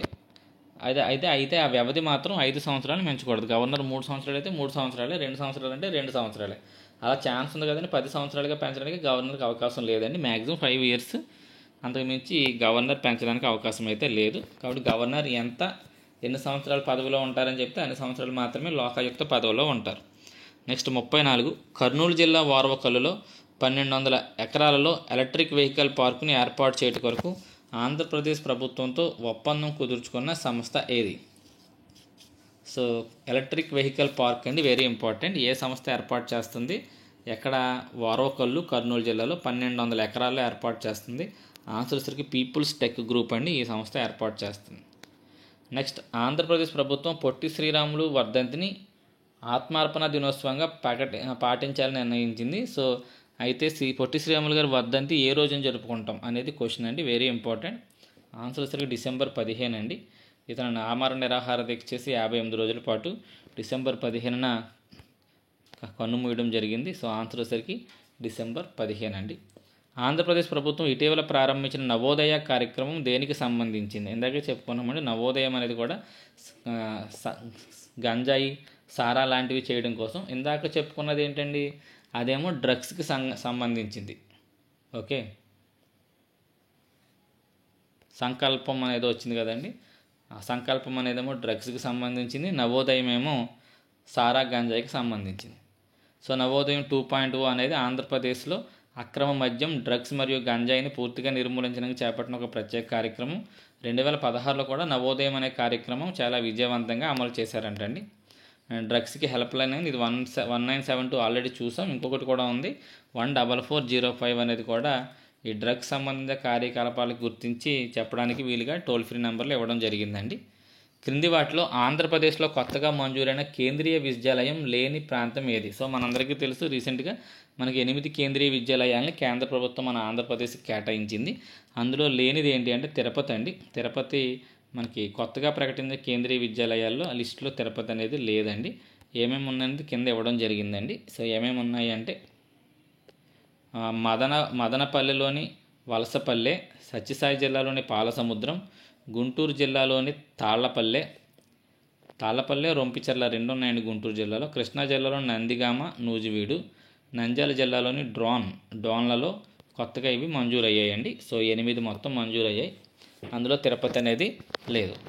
38 స్వర్ణాంధ్ర విజన్ 2047 విజన్ డాక్యుమెంట్ ప్రకారం ప్రస్తుతం $3,200 ఉన్న తలసరి ఆదాయాన్ని 2047 నాటికి ఎంతకి పెంచాలని లక్ష్యంగా పెట్టుకున్నారు? సో ఆన్సర్ వచ్చేసరికి $42,000 లక్ష్యంగా పెట్టుకున్నారండి తలసరి ఆదాయం. 2024 డిసెంబర్ 13న చంద్రబాబు నాయుడు గారు ఈ స్వర్ణాంధ్ర విజన్ డాక్యుమెంట్ని విడుదల చేశారు. ఓకే, తలసరి ఆదాయం $3,200 నుంచి $42,000 పెంచాలని, అదేవిధంగా అక్షరాస్యతను 100% చేర్చాలని, ఆంధ్రప్రదేశ్ ఆర్థిక వ్యవస్థను $2.4 ట్రిలియన్ చేర్చాలని లక్ష్యంగా నిర్దేశించుకున్నారు. దీనికోసం ఒక 10 సూత్రాలని ప్రకటించడం జరిగింది. 10 సూత్రాలు కూడా చాలా ఇంపార్టెంట్ అండి. ఈ కింది వాటిలో విజన్ 2047 డాక్యుమెంట్లో లేని 10 సూత్రాల్లో లేని దాన్ని గుర్తించండి అనే క్వశ్చన్ అడగడానికి మనకి అవకాశం ఉంది. ఇటీవల కృష్ణా జిల్లాలోని పోరంకిలో, ఊరి పేరు గుర్తుపెట్టుకోండి, పోరంకి జిల్లా కృష్ణా, కేంద్ర మంత్రి మనోహర్ లాల్ గారు ప్రారంభించిన ఊర్జావీర్ కార్యక్రమం యొక్క ప్రధాన లక్ష్యం ఏంటి? సో ఊర్జావీర్ కార్యక్రమం యొక్క ప్రధాన లక్ష్యం ఏంటంటేనండి, ఇంధన సామర్థ్యాన్ని ప్రోత్సహించడం మరియు ఇంధన సమర్థవంతమైన ఉపకరణాలను ప్రోత్సహించడం. సో పెట్రోల్ అవి పొదుపు చేసేలా ఉండడం, పెట్రోల్ని తక్కువగా వాడే ఉపకరణాలు ఎక్కువగా మనం ఎంకరేజ్ చేయడం లాంటివి చేయాలండి. సో వచ్చిన మంత్రి కేంద్ర ఇంధన శాఖ మంత్రి మనోహర్ లాల్ కాబట్టి ఇక్కడ అంత ఇంధనానికి సంబంధించిందే ఉంటుంది పైన. అందుకని మీకు అతని పక్కన అతను ఏ మంత్రి అనేది మనకి ఇవ్వలేదండి. ఆంధ్రప్రదేశ్ ప్రభుత్వం వాట్సాప్ ద్వారా ప్రభుత్వ సేవలను నేరుగా మొబైల్ ఫోన్లకు అందిస్తుంది. ఈ వాట్సాప్ గవర్నెన్స్కి పెట్టిన పేరు ఏంటి అంటే మన అందరికీ తెలిసిందే, వెరీ ఫేమస్ మనమిత్ర అనేది ఈ వాట్సాప్ గవర్నెన్స్ యొక్క పేరండి. సో ఫోన్ నెంబర్ ఒకటి ఇంపార్టెంట్, ఎప్పుడు ప్రారంభించారనేది కూడా ఇంపార్టెంట్. 2025 జనవరి 30న ప్రారంభించారు నారా లోకేష్ గారు. ఫోన్ నెంబర్ 9552300009 అండి. సో వీటి సేవలను పెంచాలని లక్ష్యంగా పెట్టుకుంటున్నారు. 2025 నాటికి సుమారు 1000 సేవలను పైగా అందించాలనేది లక్ష్యంగా పెట్టుకున్నారండి. సో అదే ఆంధ్రప్రదేశ్ గవర్నమెంట్ 1995లో ఈ గవర్నెన్స్ని కూడా తీసుకొచ్చిందని ఇక్కడ ఇవ్వడం జరిగిందండి. ఆంధ్రప్రదేశ్ ప్రభుత్వం ఏర్పాటు చేయాలని నిర్ణయించిన 3 నాలెడ్జ్ సిటీలు ఏవి? సో 3 నాలెడ్జ్ సిటీలను ఏర్పరచాలని ఆంధ్రప్రదేశ్ గవర్నమెంట్ భావిస్తుంది. ఆ 3 ఏంటి అక్కడ అని అడగడం జరిగిందండి. సో ఆన్సర్ వచ్చేసరికి అమరావతి, విశాఖపట్నం, తిరుపతి అండి. ఈ మూడింటిని కూడా నాలెడ్జ్ సిటీలుగా మార్చనున్నారు. ఇటీవల విడుదలైన Indian state of forest report 2023 ప్రకారం ఆంధ్రప్రదేశ్ అటవీ విస్తీర్ణం అధికంగా గల జిల్లా అల్లూరు సీతారామరాజు జిల్లా అండి. అతి తక్కువ కలిగింది గుంటూరు. ఆంధ్రప్రదేశ్ మొత్తం అటవీ విస్తీర్ణం 30,085 చదరపు కిలోమీటర్లు అండి. అడవులు చెట్లు కలిపితే 35,424. ఇది మొత్తం భౌగోళిక ప్రాంతంలో 21.74% అడవులు మరియు చెట్లు ఆక్రమించడం జరిగిందండి. అటవీ విస్తీర్ణంలో ఆంధ్రప్రదేశ్ యొక్క స్థానం ఇంతకుముందు 2గా ఉండేది. అటవీ విస్తీర్ణం తగ్గిన రాష్ట్రాల్లో మధ్యప్రదేశ్ మొదటి స్థానం ఉండగా అటవీ విస్తీర్ణం తగ్గిపోయిన రాష్ట్రాల్లో ఆంధ్రప్రదేశ్ 2వ స్థానంలో ఉందండి. వరస్ట్ పొజిషన్లోనే ఉన్నాం మనం. అటవీ విస్తీర్ణం నెమ్మదిగా మన ఆంధ్రప్రదేశ్లో తగ్గిపోతుంది. మనం 2nd ప్లేస్లో ఉన్నామండి. విద్యార్థుల్లో అధునాతన సాంకేతిక పరిజ్ఞానం, రోబోటిక్స్, ఐఓటీ వంటివి వాటిపై అవగాహన కల్పించడం అనే ఉద్దేశంతో ప్రారంభించబడిన AP maker labs on wheels కార్యక్రమాన్ని ఏ సంస్థ సహకారంతో ఆంధ్రప్రదేశ్ ప్రభుత్వం ప్రారంభించింది? సో మేకర్స్ ఆన్ వీల్ అండి, వెరీ ఇంపార్టెంట్. ఆన్సర్ వచ్చేసరికి ఇన్ఫోసిస్ అండి. ఇన్ఫోసిస్ సంస్థ దీనికి సహాయం చేస్తుంది. ఈ కార్యక్రమంలో చూపించినట్టుగానే వాహనం యొక్క ల్యాబ్ సేవలు పాఠశాలకు తీసుకొస్తారండి. తీసుకొచ్చిన తర్వాత అక్కడ ప్రముఖ సాఫ్ట్వేర్ సంస్థ ఇన్ఫోసిస్ ఈ కార్యక్రమానికి సాంకేతిక మరియు ఆర్థిక సహకారం అందిస్తుందండి. సో టెక్నికల్గాను అలాగే ఎకనామికల్గాను వాళ్ళే హెల్ప్ చేస్తున్నారు. దీంతోపాటు ఆంధ్రప్రదేశ్ స్కిల్ డెవలప్మెంట్ కార్పొరేషన్ కూడా సంయుక్తంగా ఇన్ఫోసిస్తో పాటు ఈ కార్యక్రమాన్ని అమలు చేస్తుంది. దీన్ని మొట్టమొదటిసారిగా ప్రవేశపెట్టింది మంగళగిరిలోని ఒక పాఠశాలలో దీన్ని ప్రవేశపెట్టారు. ఇటీవల నియమించబడిన ఆంధ్రప్రదేశ్ మహిళా కమిషన్ చైర్పర్సన్ ఎవరు? ఆంధ్రప్రదేశ్ మహిళా కమిషన్ చైర్పర్సన్ రాయపాటి శైలజ అండి. ఇది ఒక నామినేటెడ్ పోస్ట్ కాబట్టి రాయపాటి శైలజ గారికి ఇవ్వడం జరిగిందండి. ఇంకొన్ని నామినేటెడ్ పోస్టులు ఇక్కడ కొన్ని ఇవ్వడం జరిగింది. SC commission chairman KS Jawahar అండి. ST commission chairman Solla Bojjireddy. Press academy chairman Alapati Suresh అండి. వీళ్ళందరూ కూడా ఇంపార్టెంటే. 2025 జనవరి 4న విద్యాశాఖ మంత్రి లోకేష్ గారు డొక్కా సీతమ్మ మధ్యాహ్న బడి భోజన పథకాన్ని ప్రభుత్వ ఇంటర్మీడియట్ విద్యాశాలలో ప్రారంభించారు. అది ఏ కళాశాలలో ఆయన ప్రారంభించారు అనేది క్వశ్చన్ అండి. ఆన్సర్ వచ్చేసరికి విజయవాడలోని పాయికాపురం అండి. ఇక్కడ మనకి మొట్టమొదటిసారిగా ఇంటర్మీడియట్ విద్యార్థులకు కూడా మధ్యాహ్న భోజన పథకాన్ని లోకేష్ గారు అందించడం జరిగింది. నెక్స్ట్ 46 చిత్తూరు మన్యం జిల్లాల్లో మనుషులకు మరియు ఏనుగులకు మధ్య ఘర్షణ నివారించడానికి ఏపీ ప్రభుత్వం 6 కుంకి ఏనుగులను ఏ రాష్ట్రం నుంచి దిగుమతి చేసుకుంటుంది? 6 కుంకి ఏనుగులను మనం దిగుమతి చేసుకుంటున్నామండి. ప్రస్తుతం ఆల్రెడీ 4 అందాయి, ఇంకా 2 అందాలి. అవి కర్ణాటక నుంచి మనం దిగుమతి చేసుకుంటున్నాం.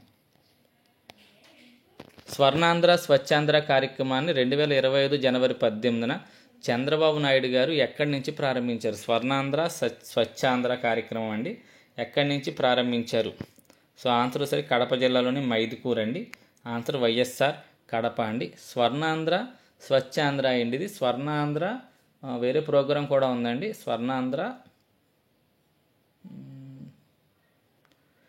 ఏదో వేరే ప్రోగ్రాం కూడా ఉంది, అది వేరే చోట ప్రారంభించారు. చాలామంది కన్ఫ్యూజ్ అయిపోయి సరే ఇది వైఎస్ఆర్ కడప కాదు వేరే అని చెప్తున్నారండి. ఒకసారి ప్రోగ్రాం పేరు చూడండి.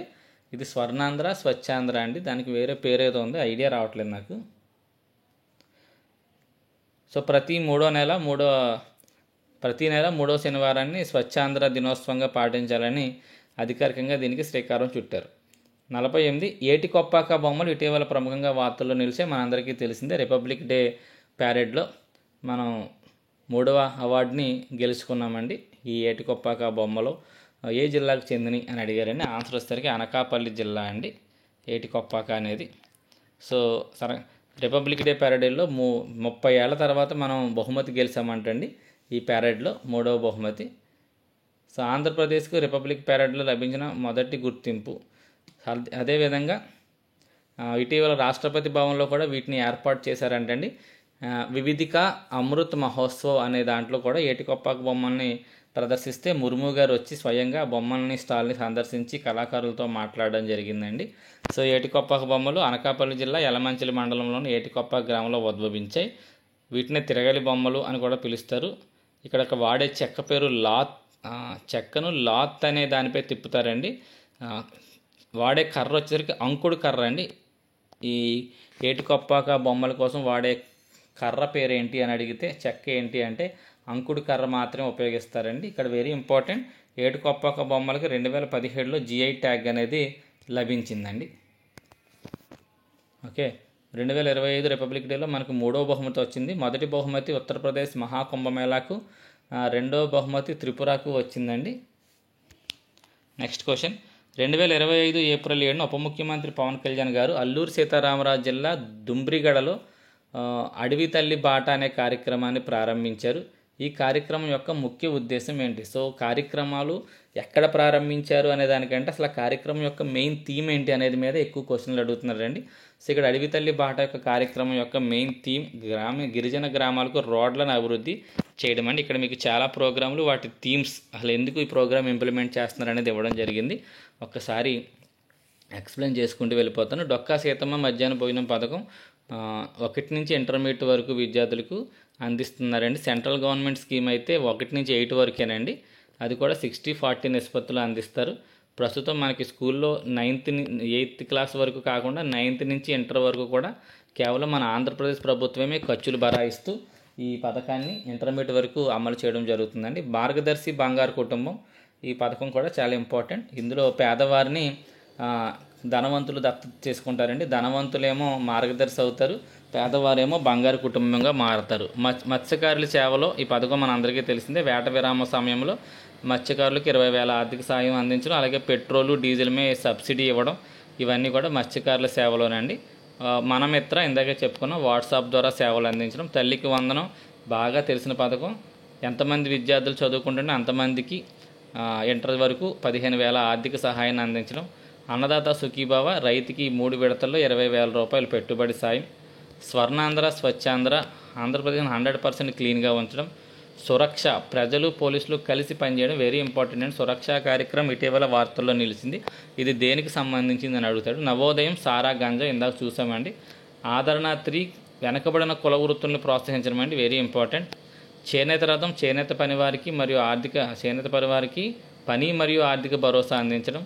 స్వాంతన అండి, ఇది కూడా చాలా ఇంపార్టెంట్, లేటెస్ట్ అండి. గురుకులాల్లో వసతి గృహాల్లో ఉంటున్న ఎస్సీ ఎస్టీ వాళ్ళకి, ఎస్సీలకి అండి ముఖ్యంగా ఎస్సీలకి విద్యార్థులకు ఆరోగ్య భద్రత అందించడం. దీపం 2 ఇందాకే చూసాం, 3 ఉచిత సిలిండర్లు అందించడం. ఆడబిడ్డ నిధి ప్రతి ఇంటిలోనూ మహిళలకు 18 నుంచి 59 ఏళ్ల వయసు ఉన్న వాళ్ళకి ప్రతి నెలకి 1,500 రూపాయలు సాయం అందించడం అనేది ఆడబిడ్డ నిధి పథకం అండి.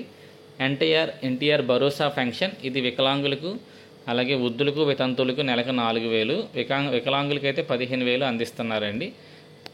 చంద్రన పెళ్లి కానుక ఎస్సీ ఎస్టీ బీసీ తరగతుల వారు కులాంతర వివాహం చేసుకుంటే 1,00,000 రూపాయలు కానుక ఇవ్వడం జరుగుతుంది. ఎన్టీఆర్ విద్యోన్నతి స్కీమ్ ఉన్నత చదువులు చదువుకున్న వారికి సంవత్సరానికి 10,000 రూపాయలు అందిస్తారండి విద్యోన్నతి స్కీమ్లో. సర్వేపల్లి రాధాకృష్ణ విద్యార్థి మిత్ర 1 నుంచి 10వ తరగతి విద్యార్థులకు ఉచిత కిట్లు అందించడం ఈ పథకం యొక్క ఉద్దేశం. బాలికా రక్ష పాఠశాల చదివే కిశోర బాలికలకు శానిటరీ నాప్కిన్స్ అందిస్తారు. చంద్రన్న బీమా అసంఘటిత రంగ కార్మికులకు బీమా సౌకర్యం.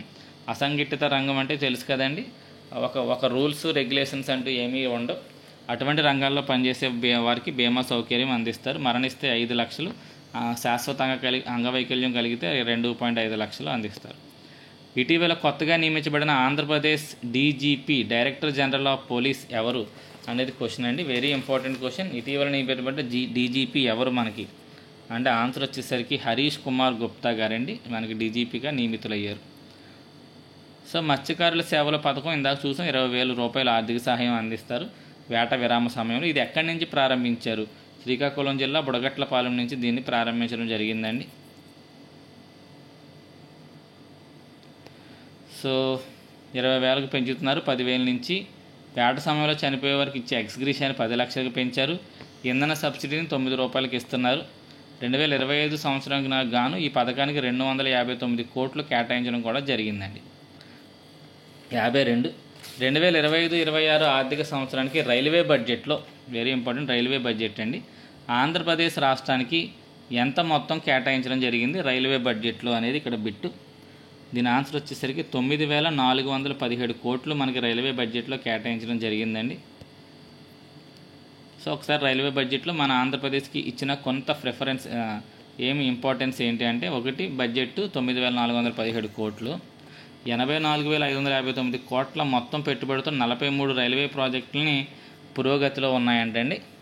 84,559 కోట్ల పెట్టుబడితో అమృత్ భారత్ స్టేషన్ పథకం కింద మొత్తం ఆంధ్రప్రదేశ్లో 73 రైల్వే స్టేషన్లు ఆధునీకరించబడుతున్నాయి. Very important. ఎన్ని రైల్వే స్టేషన్లు అంటే 73 అండి. అలాగే 2,981 కిలోమీటర్ల మేర కవచ్ సిస్టమ్ మన ఆంధ్రప్రదేశ్లో ట్రాక్లకి అందుబాటులోకి వచ్చిందండి. తెలుసు కదా, కవచ్ సిస్టమ్ అనేది యాక్సిడెంట్లు నిరోధించే సిస్టమ్ అండి. 53 ఇటీవల కేంద్ర ప్రభుత్వం విడుదల చేసిన గణాంకాల ప్రకారం 2024లో అత్యధిక GSDP gross state domestic product వృద్ధి రేటు సాధించిన రాష్ట్రాల్లో ఆంధ్రప్రదేశ్ ఎన్నో స్థానంలో ఉంది. సో జిఎస్డిపిలో మన స్థానం 2వ స్థానం అండి. మొదటి స్థానంలో తమిళనాడు ఉండడం జరిగింది, మనం 2వ స్థానంలో ఉండిపోయాం. కేంద్ర గణాంకాలు మరియు కార్యక్రమాలు అమలు మంత్రిత్వ శాఖ విడుదల చేసిన డేటా ప్రకారం ఆంధ్రప్రదేశ్ దేశంలో జిఎస్డిపి వృద్ధిలో 2వ స్థానంలోనూ ఉంది 8.21%తో. తమిళనాడు 9.69%తో మొదటి స్థానంలో ఉంది. ఆంధ్రప్రదేశ్ 2024లో ఈ క్రింది ఏ ఉత్పత్తిలో అగ్రస్థానంలో నిలిచి ఎందులో మనం ఫస్ట్ ఉన్నామంటే ఆక్వా ఉత్పత్తులు అండి. ఈ ఆక్వా ఉత్పత్తుల్లో మనల్ని కొట్టిన వాళ్ళు ఎవరు ప్రస్తుతానికి అయితే లేరు. ఇంకెందులో మనం ఫస్ట్ ఉన్నాం అనేది ఇక్కడ ఇవ్వడం జరిగింది. ఆంధ్రప్రదేశ్ పండ్లు కూరగాయల్లో అయితే 5వ స్థానంలో ఉన్నామండి ఉత్పత్తిలో. మామిడి, కొన్ని ప్రత్యేకంగా మామిడి, బొప్పాయి, నిమ్మ, మిర్చి ఉత్పత్తిలో భారతదేశంలో అగ్రస్థానంలో మన ఆంధ్రప్రదేశ్ ఉంది. అరటి ఉత్పత్తిలో కూడా మనం ప్రముఖ స్థానంలో ఉన్నాం. జీడిపప్పు, మామిడి, ద్రాక్ష ఉత్పత్తుల్లో మనం 2వ స్థానంలో ఉన్నామండి. గుడ్లు ఉత్పత్తిలో మనం ప్రథమ స్థానంలో ఉన్నాం. పప్పు ధాన్యాల ఉత్పత్తిలో ఆంధ్రప్రదేశ్ 6వ స్థానంలో ఉంది. మాంసం ఉత్పత్తిలో 5వ స్థానం. పాల ఉత్పత్తిలో 7వ స్థానం. నెక్స్ట్ 55, మహిళలు మరియు చిన్నారులపై నేరాలను అరికట్టేందుకు ఆంధ్రప్రదేశ్ పోలీస్ శాఖ ప్రత్యేక బృందాలను ఏర్పాటు చేసింది. ఈ బృందాలకు పెట్టిన పేరేంటి? ఆన్సర్ వచ్చేసరికి శక్తి బృందాలండి. శక్తి బృందాలు అనేవి ఏర్పాటు చేయడం జరిగింది. శక్తి టీమ్స్ అండి. మహిళా దినోత్సవం సందర్భంగా వీటిని ఏర్పాటు చేయడం జరిగింది. ఎక్కడ అంటే ప్రకాశం జిల్లాలోని మార్కాపురంలో ఏర్పాటు చేయడం జరిగిందండి. గుర్తుపెట్టుకోండి. మొత్తం ఈ శక్తి టీమ్స్ ఎన్ని ఏర్పాటు చేశారనేది కూడా అడుగుతాడండి. మొత్తం 164 శక్తి టీమ్స్, దాని యొక్క ఫోన్ నెంబర్ కూడా ఇక్కడ మీకు అందించడం జరుగుతుంది. ప్రతి బిట్కి మ్యాక్సిమం ఇన్ఫర్మేషన్ మేము ఇక్కడ అందిస్తున్నామండి. మా కృషి నచ్చితే లైక్ చేయండి, వీడియో చివరి వరకు చూడండి, మీ స్నేహితులకి అందరికీ ఫార్వర్డ్ చేయండి. సో నెంబర్ వచ్చేసరికి 7993485111 అండి. 164 శక్తి టీమ్స్ని ఏర్పాటు చేశారు. ఆంధ్రప్రదేశ్ అసెంబ్లీలో ఇటీవల ప్రజాపద్దుల సంఘం చైర్మన్గా ఎవరు నియమితులయ్యారు? సో కొన్ని సంఘాలు ఉంటాయి కదండి, అందులో ప్రజాపద్దుల సంఘం అనేది చాలా ఇంపార్టెంట్ సంఘం. దానికి ఎవరు చైర్మన్గా ఇక్కడ నియమితులయ్యారు అంటే ఆన్సర్ వచ్చేసరికి పులపర్తి రామాంజనేయులు గారండి. ఈయన భీమవరం ఎమ్మెల్యే గారు పులపర్తి రామాంజనేయులు. సో ఆంధ్రప్రదేశ్ శాసనసభ స్పీకర్ అయ్యన్న పాత్రుడు ఇటీవల ముఖ్యమైన 3 ఆర్థిక కమిటీలకు కొత్త చైర్మన్లు నియమించారండి. అందులో ప్రజాపద్దుల సంఘం పబ్లిక్ అకౌంట్స్ కమిటీ, దీని చైర్మన్గా పులపర్తి రామాంజనేయులు గారిని, public sectors undertakings committee Kona Ravikumar గారిని, అంచనాల కమిటీకి వేగుళ్ల జోగేశ్వరరావు గారిని నియమించడం జరిగిందండి. సో 3 ఇంపార్టెంటే. అందులో మనకి పబ్లిక్ అకౌంట్స్ కమిటీ చాలా ఇంపార్టెంట్, పులపర్తి రామాంజనేయులు గారు. ఆంధ్రప్రదేశ్ ప్రభుత్వం ప్రతిష్టాత్మకంగా నిర్మిస్తున్న శయన బుద్ధ మందిరం ప్రాజెక్ట్ ఏ ప్రాంతంలో నిర్మిస్తున్నారు? ఈ శయన బుద్ధ మందిరం అంటే బుద్ధుడు శయనిస్తున్న విగ్రహం ఇక్కడ ఏర్పాటు చేయనున్నారండి. ఇది మనకి ఘంటసాలలో దీన్ని ఏర్పాటు చేయనున్నారు. కేంద్ర ప్రభుత్వం యొక్క పీరియాడిక్ లేబర్ ఫోర్స్ సర్వే 2023-24 ప్రకారం ఆ సర్వే అప్పుడైనా ఈ మధ్య రీసెంట్గానే రిలీజ్ అయిందండి. అది ఆంధ్రప్రదేశ్ అక్షరాస్యత ప్రస్తుతం ఎంత ఉంది ఈ సర్వే ప్రకారం అనేది క్వశ్చన్ అండి. ఆంధ్రప్రదేశ్ అక్షరాస్యత ఎంత ఉంది అంటే ఆన్సర్ 72.6 ఉందండి. మన యాక్చువల్గా అయితే ఎక్కువగా 2011 అక్షరాస్యత మనల్ని అడుగుతూ ఉంటాడు. ఇది సుమారు 67.77% అని ఒక చోట, అలాగే 67.35% అని కొన్ని చోట్ల ఉందండి. అదొకసారి క్లారిటీగా చూసుకోండి. సో ప్రస్తుతం అయితే ఈ సర్వే ప్రకారం అయితే 72.6% మనకి ఆంధ్రప్రదేశ్ అక్షరాస్యత రేట్ ఉంది. 2011 అయితే 67.77 అండి. ఇది ఒకసారి చెక్ చేసుకోండి. 2011 మాత్రం ఆంధ్రప్రదేశ్. అలాగే ఇక్కడ 2011 చాలా ఉంటాయండి. జనసాంద్రత ఎంత, లింగ నిష్పత్తి ఎంత, ఈ అక్షరాస్యతలోనే పురుషుల అక్షరాస్యత ఎంత, స్త్రీ అక్షరాస్యత ఎంత, ఇటువంటివన్నీ ఇక్కడ ఇవ్వాలంటే అదే 4-5 పేజీలు పట్టేస్తుందండి. చాలా ఇంపార్టెంట్ పాయింట్స్ ఉంటాయి. ఏ జిల్లాలో అక్షరాస్యత ఎక్కువ, అలా ఏ జిల్లాలో జనాభా ఎక్కువ, జనసాంద్రత ఎక్కువ, చాలా బిట్లు కవర్ చేసుకోవాలండి. 2011 సెన్సస్ మీరు కంపల్సరీ చూసుకుంటూనే ఉండాలి కొత్త సెన్సస్ వచ్చేంత వరకు. 29 ఆంధ్రప్రదేశ్ ముఖ్యమంత్రి శ్రీ నారా చంద్రబాబు నాయుడు గారు ఉగాది రోజున మార్గదర్శి బంగారు కుటుంబం అనే ప్రోగ్రామ్ని స్టార్ట్ చేశారు. ఇది మొదటగా ఎక్కడ ప్రారంభించారు అనేది క్వశ్చన్ అండి. ఆన్సర్ వచ్చేసరికి పొట్టి శ్రీరాములు నెల్లూరు జిల్లాలోని నారంపేట అండి. అక్కడ మనకి ఈ పథకాన్ని ప్రారంభించడం జరిగింది. సో ఆంధ్రప్రదేశ్ ప్రభుత్వం మార్గదర్శి బంగారు కుటుంబం అనే ఒక వినూత్న కార్యక్రమాన్ని ప్రారంభించారు. పేదరిక నిర్మూలన లక్ష్యంగా, సమాజ అభివృద్ధి లక్ష్యంగా P4 అండి, పబ్లిక్ ప్రైవేట్ పీపుల్ పార్ట్నర్షిప్లో భాగంగా దీన్ని ఏర్పాటు చేశారు. సో మొత్తం పేద కుటుంబాలను బంగారు కుటుంబాలను పిలుస్తారు. సుమారు 20 లక్షల కుటుంబాలు పేదరికం నుండి బయటపడేలా లక్ష్యంగా దీన్ని పెట్టుకున్నారు. దశల వారీగా 50 లక్షల మంది నిరుపేదలను ఆదుకోవాలని కూడా ప్రణాళిక వేస్తున్నారండి. ఎవరైతే సహాయం చేస్తారో వాళ్ళు మార్గదర్శకులు అవుతారు. ఆంధ్రప్రదేశ్ ప్రభుత్వం రైతులకు 14 అంకెల గుర్తింపు సంఖ్యను ఏ ప్రాజెక్టులో భాగంగా జారీ చేస్తుంది. సో మనకి ఎలాగైతే ఆధార్ కార్డు ఉందో అలాగే రైతులకు కూడా ఒక కార్డు అండి 14 అంకెలతోనంటండి. అది ఏ ప్రాజెక్టులో భాగంగా దీన్ని ఏర్పాటు చేస్తున్నారంటే ఆన్సర్ అగ్రి స్టాక్ అండి. అగ్రి స్టాక్ అనే పథకంలో భాగంగా ఈ రైతులకి కూడా ఐడి కార్డులు ఇస్తున్నారు. సో భారతదేశంలో వ్యవసాయ రంగాన్ని డిజిటలైజ్ చేయాలనే కేంద్ర ప్రభుత్వం అగ్రి స్టాక్ అనే ప్రాజెక్టులో భాగంగా రైతులకు ప్రత్యేక సంఖ్యలు కేటాయిస్తున్నారు. ఆధార్ తరహాలోనే ఇది ఒక విశిష్టమైన సంఖ్య. ఇది 11 లేదా 14 అంకెలను కలిగి ఉంటుంది. కానీ ప్రస్తుతం అయితే 14 అంకెలు ఇస్తున్నట్టు సమాచారం ఉందంటండి. సో అది దానికి సంబంధించి ఆంధ్రప్రదేశ్ బడ్జెట్ 2025-26 ప్రకారం జిఎస్డిపిలో ఆర్థిక లోటు ఎంత శాతం ఉంది? గ్రాస్ స్టేట్ డొమెస్టిక్ ప్రొడక్ట్లో మనకి ఆర్థిక లోటు ఎంత శాతం ఉంది అనేది ఇక్కడ క్వశ్చన్ అండి. సో ఆన్సర్ వచ్చేసరికి 4.38 అండి. సో ఇక్కడ ఎప్పుడైతే మనకి బడ్జెట్ వచ్చిందో బడ్జెట్లో చాలా ఉంటాయి, కొన్ని కీ టర్మ్స్ అనేది కంపల్సరీ మనం చదువుకోవాలి. ఇక్కడ మీకు కొన్ని అందించడం జరిగిందండి. అలాగే దేనికి ఎంత కేటాయించారు అని కొన్ని ముఖ్యమైన పథకాలు కూడా ఇక్కడ మీకు అందించడం జరిగింది. మొత్తం బడ్జెట్ 3,22,359 కోట్లు. 3 లక్షలు దాటడం ఇదే చరిత్రలో మొదటిసారి అంటండి. ఆర్థిక లోటు 33,185 కోట్లు ఉందండి. అది సుమారు జిఎస్డిపిలో 1.82%. ఇది కూడా ఇంపార్టెంట్ అండి. రెవెన్యూ లోటు ఎంత ఉంది, రెవెన్యూ డిఫిసిట్ ఎంత, ఫిస్కల్ డిఫిసిట్ ఎంత. సో ద్రవ్య లోటు వచ్చేసరికి మనకి 79,926.90, అది సుమారు 4.38% ఉందండి. అమరావతి నిర్మాణానికి మనం 6,000 కోట్లు ఖర్చు పెట్టడం కాదు, అమరావతి నిర్మాణానికి 6,000 కోట్లు బడ్జెట్లో కేటాయించారు. అలాగే అన్ని ప్రభుత్వ పాఠశాలకు ఇక్కడ నుంచి విద్యుత్తు ఉచితంగా గవర్నమెంటే భరిస్తుందని కూడా ఈ బడ్జెట్లో ఇవ్వడం జరిగిందండి. తల్లికి వందనంకి సపరేట్గా 8,276 కోట్లు కేటాయించారు. మత్స్యకార భరోసాకి 450 కోట్లు, దీపం 2కి 2,601 కోటి, అన్నదాత సుఖీభవ అనే పథకానికి 9,400 కోట్లు ఇవ్వడం జరిగిందండి. విద్యాశాఖకు ప్రత్యేకించి విద్యాశాఖ మొత్తానికి 34,311 కోట్లు. ఇందులో మనబడి మన భవిష్యత్తుకు 100 కోట్లు. ఈ పాఠశాల ఉచితంగా గవర్నమెంట్ భరిస్తుందని చెప్పాను కదా, దానికి 175 కోట్లు కూడా అందులోనే ఇంక్లూడ్ అయి ఉన్నాయండి. ఆరోగ్య రంగానికి అయితే 19,200 కోట్లు, జలవనరుల శాఖ 18,000 కోట్లు, అందులో ప్రత్యేకంగా పోలవరానికే 5,756 కోట్లు కేటాయించడం జరిగిందండి. మొత్తం స్వర్ణాంధ్ర సాధన అంటే ఈ పైన పథకాలు చాలా ఇందులోకి ఇంక్లూడ్ అవుతాయి. మొత్తం 2,39,846 కోట్లు ఈ స్వర్ణాంధ్ర సాధనకు 10 సూత్రాలు పథకం ఉంది కదండి, 10 సూత్రాలు ఇవన్నిటికీ సూపర్ 6 ఇవన్నిటికీ కలిపి సుమారు 2,39,846 కోట్లు కేటాయిస్తున్నారు.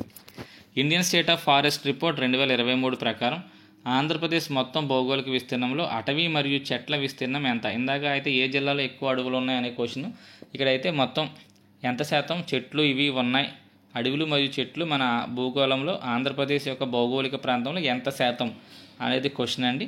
సో దీని ఆన్సర్ వచ్చేసరికి 21.74% మనకి అడవులు అవి ఉన్నాయండి. అడవులు ఉత్తే అడవులు కాదండి, అడవులు ప్లస్ చెట్లు కలిపండి ఇది 21.74. సో 2021తో పోలిస్తే మొత్తం అడవులు మరియు చెట్లు విస్తీర్ణం 46 చదరపు కిలోమీటర్ల మీద తగ్గిపోయిందండి మన ఆంధ్రప్రదేశ్లో. ఇంకొంత ఇన్ఫర్మేషన్ ఇక్కడ ఇవ్వడం జరిగింది. ఆంధ్రప్రదేశ్ విస్తీర్ణం, చెట్ల విస్తీర్ణం, అటవీ విస్తీర్ణం అంటే ఆంధ్రప్రదేశ్ విస్తీర్ణం కాదు, అటవీ విస్తీర్ణం సుమారు 138.66 చదరపు కిలోమీటర్లు తగ్గిపోయిందండి. అడవులు బాగా ఆంధ్రప్రదేశ్లో తగ్గిపోయినాయి. అడవులు ఎక్కువగా తగ్గిపోయిన రాష్ట్రాల్లో మనది 2వ స్థానంలో ఉంది. ఇది చాలా ఇంపార్టెంట్ అండి. మొదటిది మధ్యప్రదేశ్ అయితే అడవులు తగ్గిపోవడంలో, 2వ స్థానంలో మనమే ఉన్నామండి. ఎక్కువ అడవులు మొత్తం కోల్పోయాం మనం. ఆంధ్రప్రదేశ్లో మడ అడవుల విస్తీర్ణం 13.01 చదరపు కిలోమీటర్లు పెరిగిందండి. మామూలు అడవులు తగ్గిపోయినాయి కానీ మడ అడవులు మాత్రం పెరిగినాయండి. ప్రస్తుతం ఇంక ఇదంతా అంత ఇంపార్టెంట్ ఏం కాదు కానీ అగ్ని ప్రమాదాలు మాత్రం మన ఆంధ్రప్రదేశ్లో ఎక్కువగా జరిగాయి ఏంటంటే అడవుల్లో. అది సుమారు 1073 పెద్ద అగ్ని ప్రమాదాలు నమోదయ్యాయి ఏంటంటే అడవుల్లో. ఓకే, సో ఇది మనకి అడవులకు సంబంధించి ఇన్ఫర్మేషన్ అండి. అగ్ని ప్రమాదాల వల్ల ఎక్కువగా అటవీ విస్తీర్ణం కోల్పోయిన రాష్ట్రంలో ఆంధ్రప్రదేశ్ మొదటి స్థానంలో ఉంది. సో అది కూడా ఒక్కసారి చాలా ఇంపార్టెంట్ చూసుకోండి. 2025 పద్మ అవార్డు గ్రహీతల్లో కింది వాటిలో ఆంధ్రప్రదేశ్ వ్యక్తి కాని వారు ఎవరు? సో పద్మ అవార్డులు చాలామందికి ఇచ్చారండి, కాబట్టి మనం పద్మ విభూషణ్ చూసుకోవాలి, పద్మభూషణ్ రెండు చూసుకోండి. అందులో కూడా మెయిన్ మనకి రెండు తెలుగు రాష్ట్రాల్లో ఎవరెవరు ఉన్నారో వాళ్ళందరినీ చూసుకోండి. ఆంధ్రప్రదేశ్ కరెంట్ అఫైర్స్ కాబట్టి ఇక్కడ ఆంధ్రప్రదేశ్ మీదే క్వశ్చన్ ఇవ్వడం జరిగింది. సో ఇందులో లేని వారు ఎవరు అంటే ఏ సూర్యప్రకాష్ అనే అతను మనకి ఆంధ్రప్రదేశ్ వ్యక్తి కారు అండి. మనకి ఆంధ్రప్రదేశ్ సంబంధించి మొత్తం 5 పేర్లు మనకి పద్మ అవార్డులో ఉన్నాయి. నందమూరి బాలకృష్ణ గారు పద్మభూషణ్ కళలు, మిరియాల అప్పారావు పద్మశ్రీ కళలు, కేఎల్ కృష్ణ పద్మశ్రీ సాహిత్యం, మాడుగుల నాగపని శర్మ పద్మశ్రీ కళలు, పంచముఖి రాఘవాచారి పద్మశ్రీ సాహిత్యం అండి. వీళ్ళందరూ మనకి అవార్డు గ్రహీతల్లో ఉన్నారు. నూతన గణాంకాల ప్రకారం ఆంధ్రప్రదేశ్ తీరరేఖ పొడవులు దేశంలో ఎన్నో స్థానంలో ఉన్నాం? 3వ స్థానంలో ఉన్నామండి. మొదటి స్థానం కాదు, 3వ స్థానంలో ఉన్నాం. ఇంతకుముందు 2వ స్థానంలో ఉండేవాళ్ళం. నూతన గణాంకాల ప్రకారం మనం కిందకి పడిపోయి 3వ స్థానానికి వచ్చేసామండి. సో ఒక్కసారి మనకు తీరరేఖలకు సంబంధించిన ఇన్ఫర్మేషన్. ఆంధ్రప్రదేశ్ ప్రస్తుత తీరరేఖ పొడవు 1053.07. ఇంతకుముందు 7th క్లాస్ టెక్స్ట్ బుక్లో అయితే 974 ఉందండి. ఇది పాతది. లేటెస్ట్ ఎంత? 1053.07. పాత లెక్కలతో పోలిస్తే మనకి ఎంత శాతం పెరిగిందంటే 8.174% మన సముద్ర తీరరేఖ పెరిగిందండి. ఇప్పుడు దేశంలో 3వ అతి పొడవైన తీరరేఖ కలిగిన రాష్ట్రంగా నిలిచాం. ఫస్ట్ స్థానంలో గుజరాత్ ఉంది 2340, 2వ స్థానంలో తమిళనాడు ఉంది 1068. మనం 3వ స్థానంలోకి పడిపోయాం. ఇక భారతదేశం విషయానికి వస్తే భారతదేశం మొత్తం తీరరేఖ పొడవు ఇంతకుముందు 7516 ఉండేదండి. ఇప్పుడు అది 11098.81కి పెరిగింది. సుమారు 48% తీరరేఖ పొడవు పెరిగింది. ఎందుకు అలా పెరిగిపోయిందంటే సముద్రం వెనక్కి వెళ్ళిపోయిందంటే అదేం కాదండి, కొలిచే విధానం మార్చారు. ఇంతకుముందు మీద కొలతల మీద ఇప్పుడు సోఫిస్టికేటెడ్ మెజర్మెంట్స్ వచ్చేసినాయి. అధునాతనమైన కొలతల వల్ల మనకి తీరరేఖ పెరగడం అనేది, ఆ వంపులు ఎత్తు పల్లాలు ఇవన్నిటిని లెక్కించి క్యాలిక్యులేట్ చేయడం జరిగింది. అత్యధిక పెరుగుదల పర్సంటేజ్ అన్నది పశ్చిమ బెంగాల్ రాష్ట్రం 357% పెరిగిందండి. అలాగే తీరరేఖ తగ్గింది. పాండిచ్చేరి మాత్రమే తన తీరరేఖను కోల్పోయిందండి. ఆంధ్రప్రదేశ్ చెందిన ఏకైక బ్లూ ఫ్లాగ్ సర్టిఫికేట్ గల బీచ్ ఏది? సో ఇటీవలే దీన్ని బ్లూ ఫ్లాగ్ సర్టిఫికేట్ని తీసేసి మళ్ళీ ఇచ్చారండి. ఆన్సర్ వచ్చేసరికి రుషికొండ బీచ్. సో ఈ ప్రకటించే సంస్థ డెన్మార్క్ బ్లూ ఫ్లాగ్ ఇచ్చే సంస్థ పేరు ఫౌండేషన్ ఫర్ ఎన్విరాన్మెంటల్ ఎడ్యుకేషన్ అండి. డెన్మార్క్ సంబంధించింది. మొత్తం మన భారతదేశంలో 12 బీచ్లు బ్లూ ఫ్లాగ్ సర్టిఫికేట్ పొందినవి ఉన్నాయి. అవన్నీ ఇక్కడ ఇవ్వడం జరిగింది. ఒక్కసారి మీరు అంటే లెంగ్త్ అయిపోతుందని నేను అంత చదవాల్సిన అవసరం ఉండదు కాబట్టి మీరు కావాలంటే అవన్నీ నోట్ చేసుకోండి. గర్భిణీలు బాలింతల్లో రక్తహీనతను తగ్గించడానికి మరియు మాతా శిశు మరణాల నివారణకు లక్ష్యంగా రాష్ట్ర వైద్య ఆరోగ్య శాఖ ఇటీవల ప్రవేశపెట్టిన యాప్ పేరేంటంటే జననీ మిత్ర యాప్ అండి. జననీ మిత్ర యాప్ అనేది బాలింతలకి వాటికి రక్షించడం కోసం పెట్టిందండి. ఆంధ్రప్రదేశ్ ఆర్థిక సామాజిక సర్వే 2024-25 ప్రకారం ఆంధ్రప్రదేశ్ తలసరి ఆదాయం ఎంత? సో వెరీ ఇంపార్టెంట్ అండి. మన తలసరి ఆదాయం లేటెస్ట్ సోషియో ఎకనామిక్ సర్వే ప్రకారం ఎంత అంటే 2.68 లక్షలండి. సో ఎకనామిక్ సర్వే అనగానే కొన్ని ఇంపార్టెంట్ మనకి పాయింట్లు కనపడతాయి, అవన్నీ ఇక్కడ ఇవ్వడం జరిగింది. ఒకసారి ఇది మాత్రం ఎక్స్ప్లెయిన్ చేస్తాను. ప్రస్తుత ధరల్లో మన జిఎస్డిపి 16.06 లక్షల కోట్లు అండి. మన వృద్ధి రేటు 12.94%. చాలా ఇంపార్టెంట్. ఎంత శాతం వృద్ధి శాతం సాధించామనేది. తలసరి ఆదాయం 2,68,653. జాతీయ తలసరి ఆదాయం కంటే మనం ఎక్కువే ఉన్నాం. జాతీయ వ్యాప్తంగా దేశవ్యాప్తంగా అయితే 2,162 అండి. రాష్ట్ర వృద్ధి రేటు స్థిర ధరల్లో అయితే 6.4%, ప్రస్తుత ధరల్లో అయితే 9.7%గా రాష్ట్ర వృద్ధి రేటు ఉందండి. అందులో ఏ రంగానికి ఆ రంగం చూస్తే వ్యవసాయ రంగం వృద్ధి రేటు 15.86, పారిశ్రామిక రంగం వృద్ధి రేటు 6.71, సేవా రంగం వృద్ధి రేటు 11.70 వృద్ధి రేటుని కలిగి ఉన్నాయండి. ఇటీవల వార్తల్లో నిలిచిన ఆంధ్రప్రదేశ్లో ఏర్పాటు చేయనున్న ఇంటిగ్రేటెడ్ ఆక్వా పార్క్ ఏ జిల్లాలో ఏర్పాటు చేయనున్నారు? వెరీ ఇంపార్టెంట్ అండి. ఇంటిగ్రేటెడ్ ఆక్వా పార్క్ మనకి బాపట్ల జిల్లాలో దీన్ని ఏర్పాటు చేయనున్నారు.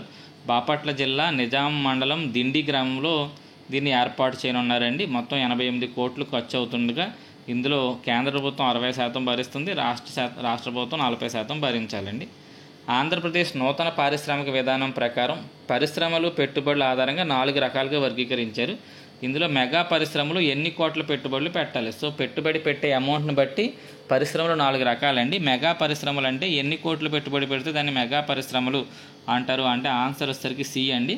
వెయ్యి కోట్ల నుంచి 5,000 కోట్లకు మధ్యలో పెట్టుబడి పెట్టే వాటిని మనం మెగా సంస్థలు అని పిలుస్తామండి. చాలా ఇంపార్టెంట్ ఇది. ఎంత పెట్టుబడి పెడితే దాన్ని ఏమని పిలుస్తారంటే ఇక్కడ మీకు ఇవ్వడం జరిగింది. అది ఒక్కసారి చూసుకోండి. 50 నుంచి 500 కోట్లు అయితే సబ్ లార్జ్ కంపెనీస్ అలా మీకు ఇక్కడ ఇవ్వడం జరిగింది. మెగా అంటే 1,001 నుంచి 5,000 కోట్ల వరకునని అదొక్కసారి మీరు నోట్ చేసుకోండి. ఇటీవల 38వ సూరజ్ కుండ్ అంతర్జాతీయ క్రాఫ్ట్ మేళాలో పరంపరాగత్ అవార్డు పొందిన దళవాయి శివమ్మ ఏ కళారూపానికి ప్రసిద్ధి చెందింది? సో ఈ దళవాయి శివమ్మకు ఒక అవార్డు వచ్చిందండి, పరంపరాగత్ అవార్డు. ఇది ఎక్కడ అంటే సూరజ్ కుండ్ అంతర్జాతీయ క్రాఫ్ట్ మేళాలో ఈ అవార్డు ఆవిడకి ప్రధానోత్సవం చేయడం జరిగింది. ఆవిడ ఏ కళారూపానికి చెందింది? ఆవిడ ఏ కళకు చెందిందంటే తోలుబొమ్మలాట అండి. నిమ్మలకుంట తోలుబొమ్మలాట అనే దానికి ఆవిడ సంబంధించింది. కుక్క మరియు పాము కాటు టీకాల నిర్వహణ, వాటిని సకాలంలో అందిస్తున్నారో తెలుసుకోవడానికి ఒక ప్రాజెక్టును ఆంధ్రప్రదేశ్తో పాటు మరొక 4 రాష్ట్రాల్లో ఏర్పాటు చేశారండి. రాష్ట్రాలు లేదా కేంద్రపాలిత ప్రాంతాల్లో ఏర్పాటు చేశారు. ఈ ప్రాజెక్ట్ పేరేంటి అని అడగడం జరిగిందండి. ఈ ప్రాజెక్ట్ పేరు వచ్చేసరికి జూవిన్ అండి. జూవిన్ అనేది మనకి కోవిన్ ఎలాగో అలాగే ఇది జూవిన్ అండి. కుక్క కాటు పాము కాటుకి టీకాలు అందిస్తున్నావా, ఇంజక్షన్లు చేస్తున్నారా లేదా అనేది తెలుసుకోవడం కోసం. తెలంగాణ ఆంధ్రప్రదేశ్ల మధ్య కృష్ణా జలాలు కేటాయింపు ప్రస్తుతం అమల్లో ఉన్న నిష్పత్తులనే పంచుకోవాలని కృష్ణా నది బోర్డు నిర్ణయించిందండి. ప్రస్తుతం ఎలా అయితే వాటిని పంచుకుంటున్నారో అలాగే పంచుకోండి అని చెప్పింది. అయితే ఆ నిష్పత్తి ఎంత? ముందు తెలంగాణ ఉంది, తర్వాత ఆంధ్రప్రదేశ్ ఉందండి. ఆన్సర్ వచ్చేసరికి 34.66 34% ఏమో తెలంగాణ పాయింట్ అంటున్నాను, 66% ఏమో ఆంధ్రప్రదేశ్ పంచుకోవాలని చెప్పి ఈ బోర్డు నిర్ణయించడం జరిగిందండి. ఆంధ్రప్రదేశ్ ప్రభుత్వం పట్టణ ప్రాంతాల్లో ప్రజల సమస్యల పరిష్కారం కోసం తీసుకొచ్చిన యాప్ పేరేంటి అంటేనండి పురమిత్ర యాప్ అండి. ఇది తణుకులో ప్రారంభించారు ఈ యాప్ని. పురమిత్ర యాప్ గుర్తుపెట్టుకోండి. ఆంధ్రప్రదేశ్ ప్రభుత్వం త్వరలో ప్రారంభించనున్న గోదావరి బనకచెర్ల అనుసంధాన ప్రాజెక్టుకి ఏమని నామకరణం చేశారు? వెరీ ఇంపార్టెంట్ అండి. గోదావరి బనకచెర్ల, దీని పేరు తెలుగు తల్లికి జలహారతి అని పెట్టారు. అసలు ఈ ప్రాజెక్ట్ ఉద్దేశం ఏంటో ఒకసారి చూద్దామండి. గోదావరి నదిలోని వరద జలాలను కృష్ణా నదిలోకి మళ్లించడం, ముఖ్యంగా పోలవరం దగ్గర మిగిలిపోయే ఈ వరద జలాలను కృష్ణా నదికి అక్కడి నుంచి రాయలసీమతో పాటు ప్రకాశం, నెల్లూరు జిల్లాలకు తరలించడం అనేది దీని యొక్క ఉద్దేశం అండి. సుమారు 80,112 కోట్లతో ఈ తెలుగు తల్లికి జలహారతి అనే గోదావరి బనకచెర్ల ప్రాజెక్ట్ని చేపడుతున్నారండి. దీని ఒక గేమ్ చేంజర్గా పరిగణిస్తున్నారండి. ఇది కనుక ఓకే అయితే, స్టార్ట్ అయితే మొత్తం కరువు అనేది ఆంధ్రప్రదేశ్లో లేకుండా పోతుంది అనేది రాష్ట్రం యొక్క ఆలోచన అండి. అమరావతిలో పొట్టి శ్రీరాముల విగ్రహాన్ని ఏర్పాటు చేస్తున్నారు. ఎంత ఎత్తు అంటే ఆన్సర్ 58 అడుగులండి. ఆయన 58 రోజులు నిరాహార దీక్ష చేసి చనిపోయిన కారణంగా 58 అడుగులతో ఈ విగ్రహాన్ని ఏర్పాటు చేస్తున్నారండి. ఒకసారి ఆయన గురించి కొంత సమాచారం చదువుకోండి. ఏ రోజు నుంచి ఏ రోజు వరకు నిరాహార దీక్ష చేశారు, ఎవరింట్లో నిరాహార దీక్ష చేశారు, ఇవంతా ఒకసారి మీరు చూసుకోండి. రోహింగ్యా అనే వారి వలసల వల్ల మన రాష్ట్ర అంతర్గత భద్రతకు ప్రమాదమని ఇటీవల ఉప ముఖ్యమంత్రి పవన్ కళ్యాణ్ గారు వ్యాఖ్యానించారు. ఈ రోహింగ్యాలు ఏ దేశం నుండి మన దేశానికి శరణార్థులుగా వస్తున్నారు? సో ఈ రోహింగ్యాలు మనకి మయన్మార్ నుంచి వస్తున్నారండి. సో నేను ఆల్రెడీ మనకి ఒక 100 కరెంట్ అఫైర్స్ జనవరి నుంచి మే 2025 ఈ 5 నెలల కరెంట్ అఫైర్స్ ఒక 100 MCQ ఆల్రెడీ నేను చేసి యూట్యూబ్లో అప్లోడ్ చేశానండి. మన ఛానల్ పేజెస్లో మీకు అవి కనపడతాయి. ప్లేలిస్ట్లో కరెంట్ అఫైర్స్లో అవి కనపడతాయి. అందులో కొన్ని బిట్లు ఇక్కడ మీకు కనపడతాయండి. ఎందుకంటే అవన్నీ ఏమో ఇండియాకి సంబంధించి, అందులో కూడా ఆంధ్రప్రదేశ్ కరెంట్ అఫైర్స్ ఇంక్లూడ్ అయినాయి. మరి అవి ఆంధ్రప్రదేశ్ కరెంట్ అఫైర్స్ సెపరేట్గా చేస్తున్నప్పుడు వాటిని మళ్ళీ ఇక్కడ తీసుకొచ్చి ఇక్కడ మళ్ళీ ఎక్స్ప్లెయిన్ కొన్నిటిని చేస్తున్నానండి. ఆంధ్రప్రదేశ్లో లీప్ అనే కార్యక్రమం అమలు జరుగుతుంది. ఇది స్కూల్కి సంబంధించిందండి, విద్యాశాఖకు సంబంధించి. సో లీప్ అనగానే ఏంటి అని క్వశ్చన్ ఇక్కడ ఇవ్వడం జరిగిందండి. సో లీప్ వచ్చేసరికి లెర్నింగ్ ఎక్సలెన్స్ ఇన్ ఆంధ్రప్రదేశ్ అండి లీప్ అంటే అర్థం. సో లీప్ అనేది ఆంధ్రప్రదేశ్ ప్రభుత్వం విద్యారంగంలో అభ్యసన ఫలితాలను మెరుగుపరచడం కోసం, ప్రపంచ స్థాయి విద్యా ప్రమాణాలు సాధించడం కోసం దీన్ని ఒక విద్యా మోడల్గా దీన్ని ప్రవేశపెట్టారండి. ఇది 2025-26 నుండి అమల్లోకి రానుంది. ప్రతి నియోజకవర్గంలోనూ ఒక లీప్ స్కూల్ అనే దాన్ని ఏర్పాటు చేయనున్నారండి. మొత్తం 175 లీప్ పాఠశాలలు ఏర్పాటు చేయనున్నారు. అలాగే లీప్ యాప్ ఒకటి టీచర్ల హాజరుకు సంబంధించి, స్టూడెంట్స్ హాజరు, స్కూల్ మేనేజ్మెంట్ సంబంధించి ఒక సమగ్రమైన సూపర్ యాప్ అండి. మొత్తం ఇంతకుముందు టీచర్కి సంబంధించి చాలా యాప్లు ఉన్నాయి, అన్నిటిని ఒకే యాప్లోకి మార్చేశారు. మొట్టమొదటిగా ఈ లీప్ పథకాన్ని ఎక్కడ అమలు చేస్తున్నారంటే మంగళగిరి నియోజకవర్గంలో నిడమర్రు అనే పాఠశాలలు దీన్ని అమలు చేస్తున్నారండి. నెక్స్ట్ 76 ఇటీవల భారత పర్యాటక మంత్రిత్వ శాఖ ఆధ్వర్యంలో ఉత్సవ్ విభాగంలో ఈవెంట్స్ అండ్ ఫెస్టివల్స్ జాబితాలో స్థానం దక్కించిన రుద్రప్రబల తీర్థం ఏ జిల్లాలో జరుగుతుంది? రుద్రప్రబల తీర్థం ఎక్కడ జరుగుతుందంటే ఇది అంబేద్కర్ కోనసీమ జిల్లాలో ఈ ప్రబల తీర్థం అనేది జరుగుతుందండి. ఇక్కడ ఇంకొక విషయం ఏంటంటే వడ్డే ఓబన్న జయంతిని, అరసవెల్లి రథసప్తమిని మన రాష్ట్ర పండుగగా ఆంధ్రప్రదేశ్ ప్రభుత్వం గుర్తించింది. ఆ పేర్లు కూడా గుర్తుపెట్టుకోండి. 77 మే 22, 2025 ప్రధానమంత్రి నరేంద్ర మోడీ 103 అమృత భారత్ రైల్వే స్టేషన్స్ని దేశవ్యాప్తంగా ప్రారంభించారు. ఇందులో ఆంధ్రప్రదేశ్ సంబంధించిన ఏకైక రైల్వే స్టేషన్ ఏంటి? సో మన ఆంధ్రప్రదేశ్ నుంచి సూళ్ళూరుపేట అనేది అమృత్ భారత్ రైల్వే స్టేషన్స్లో మొట్టమొదటిసారిగా ప్రారంభమైన రైల్వే స్టేషన్ అండి. సో మొత్తం ఆంధ్రప్రదేశ్ నుంచి 73 రైల్వే స్టేషన్ని ప్రారంభిస్తున్నారు. మొత్తం ఈ స్కీమ్లో అయితే 1275 రైల్వే స్టేషన్ అభివృద్ధి చేయనున్నారండి.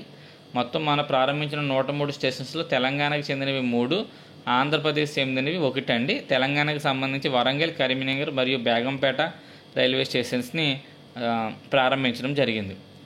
ఆంధ్రప్రదేశ్ రాష్ట్రాన్ని డ్రగ్స్ రహిత రాష్ట్రంగా మార్చేందుకు పోలీస్ శాఖ మరియు ఏగల్ డ్రగ్స్ విభాగం సంయుక్తంగా నిర్వహిస్తున్న ఆపరేషన్ పేరు ఏంటంటే ఆపరేషన్ గరుడ అండి. ఇది డ్రగ్స్ నివారణ కోసం పోలీస్ శాఖ నిర్వహిస్తున్న ఆపరేషన్ అండి. పోలీస్ శాఖ మరియు ఏగల్ శాఖ 2 ఆపరేషన్ గరుడ అండి దాని ఆన్సర్. నెక్స్ట్ క్వశ్చన్, యువతకు ఆర్టిఫిషియల్ ఇంటెలిజెన్స్లో శిక్షణ ఇచ్చి వారిలో సాంకేతిక నైపుణ్యాన్ని పెంచేందుకు ఆంధ్రప్రదేశ్ ప్రభుత్వం ఏ టెక్ దిగ్గజంతో అంతర్జాతీయ టెక్ దిగ్గజంతో ఒప్పందం కుదుర్చుకుంది? సో దీని ఆన్సర్ వచ్చేసరికి మైక్రోసాఫ్ట్ అండి. మైక్రోసాఫ్ట్ సంస్థతో మనం దీనికి ఒప్పందం కుదుర్చుకున్నాం. నెక్స్ట్, రాష్ట్ర విభజన హామీలలో భాగంగా విశాఖపట్నంను రైల్వే జోన్గా ప్రకటించడం జరిగింది. అయితే విశాఖపట్నం రైల్వే జోన్ పేరేంటి? So very important. ఈ విశాఖపట్నంతో మనకి ఎన్ని రైల్వే జోన్లు ఉన్నాయి, ఆ జోన్స్ అన్నీ ఒక్కసారి కంపల్సరీ చూసుకోండి. జోన్లు, దాని పేరు, అది ఏ ఊర్లో ఉంది అనేది చూసుకోండి. సో మన విశాఖపట్నం వచ్చేసరికి సౌత్ కోస్ట్ రైల్వే అండి. సౌత్ కోస్ట్ రైల్వేగా దీన్ని పిలుస్తారు. సో నవదుర్గ టెస్టింగ్ రేంజ్ ఆంధ్రప్రదేశ్లో ఎక్కడ ఏర్పాటు చేయనున్నారు? సో ఇటీవలే మోడీ దీన్ని ప్రారంభోత్సవం చేశారండి. ఇది మనకి క్షిపణులు పరీక్షించే ఆ ప్రదేశం ఆంధ్రప్రదేశ్లో ఎక్కడ ఏర్పాటు చేస్తున్నారు అంటే నాగాయలంక, కృష్ణా జిల్లాలో ఈ నవదుర్గ టెస్టింగ్ రేంజ్ అనేదాన్ని ఆంధ్రప్రదేశ్లో ఏర్పాటు చేస్తున్నారండి. దీనిని డిఆర్డీఓ దేవుని పడింది. దీన్ని డిఆర్డీఓ అభివృద్ధి చేస్తుంది. అదేవిధంగా ఎవరికన్నా ఇది పీడిఎఫ్ కావాలనుకుంటే మీ ఫోన్ నెంబర్ని కింద కామెంట్లో టైప్ చేసి పెట్టండి. పీడిఎఫ్ కావాలంటే నేను ఆ నెంబర్కి వాట్సాప్ చేస్తానండి. ఆంధ్రప్రదేశ్ ప్రభుత్వం ఇటీవల సవరించిన అంబేద్కర్ ఓవర్సీస్ విద్యానిధి పథకం కింద ఎస్సీ ఎస్టీ విద్యార్థులకు విదేశీ విద్య కోసం ఎంత ఆర్థిక సహాయం అందిస్తున్నారు? సో ఆన్సర్ వచ్చేసరికి 25 లక్షలు సహాయం అందిస్తున్నారండి. దాంతోపాటు కావాలంటే అదనంగా కూడా ఇంకా ఈ ఎస్సీ ఎస్టీ అభ్యర్థులకు అదనపు సహాయం కూడా చేస్తామని సుమారు మరొక 5 లక్షల పాటు ఇవ్వాలని కూడా నిర్ణయించారు. ఎస్సీ ఎస్టీ విద్యార్థులకు అయితే 25, బీసీ మైనారిటీ వాళ్ళకి 20, ఈబీసీ మరియు కాపు విద్యార్థులకు 15 లక్షలు విదేశీ విద్యకు సహాయం చేస్తున్నారండి. ఏ యూనివర్సిటీస్లో అంటే క్యూఎస్ ర్యాంకింగ్లో టాప్ 250 యూనివర్సిటీస్లో ఎవరైనా సరే ప్రవేశం పొందితే ఈ ఆర్థిక సహాయం అందుతుందండి, గుర్తుపెట్టుకోండి. నెక్స్ట్ 83 అమరావతిలో కొత్తగా ఏర్పాటు చేయనున్న అంతర్జాతీయ ప్రమాణాల గల లా యూనివర్సిటీస్ని ఏ సంస్థ ఏర్పాటు చేస్తుందంటే బార్ కౌన్సిల్ ఆఫ్ ఇండియా దీన్ని ఏర్పాటు చేస్తుందండి. ఆన్సర్ బి అండి. ప్రస్తుతం ఆంధ్రప్రదేశ్లో ఆల్రెడీ ఒక లా యూనివర్సిటీ ఉందండి. మళ్ళీ ఇంకొక కొత్తగా 2 లా యూనివర్సిటీస్ ప్రారంభిస్తున్నట్టు ప్రకటన చేశారు. సో ఆల్రెడీ ఉన్నది ఏంటంటే దామోదరం సంజీవయ్య లా యూనివర్సిటీ విశాఖపట్నంలో ఉందండి. ఇది 2008లో ఆంధ్రప్రదేశ్ విశాఖపట్నంలో స్థాపించబడిందంటండి.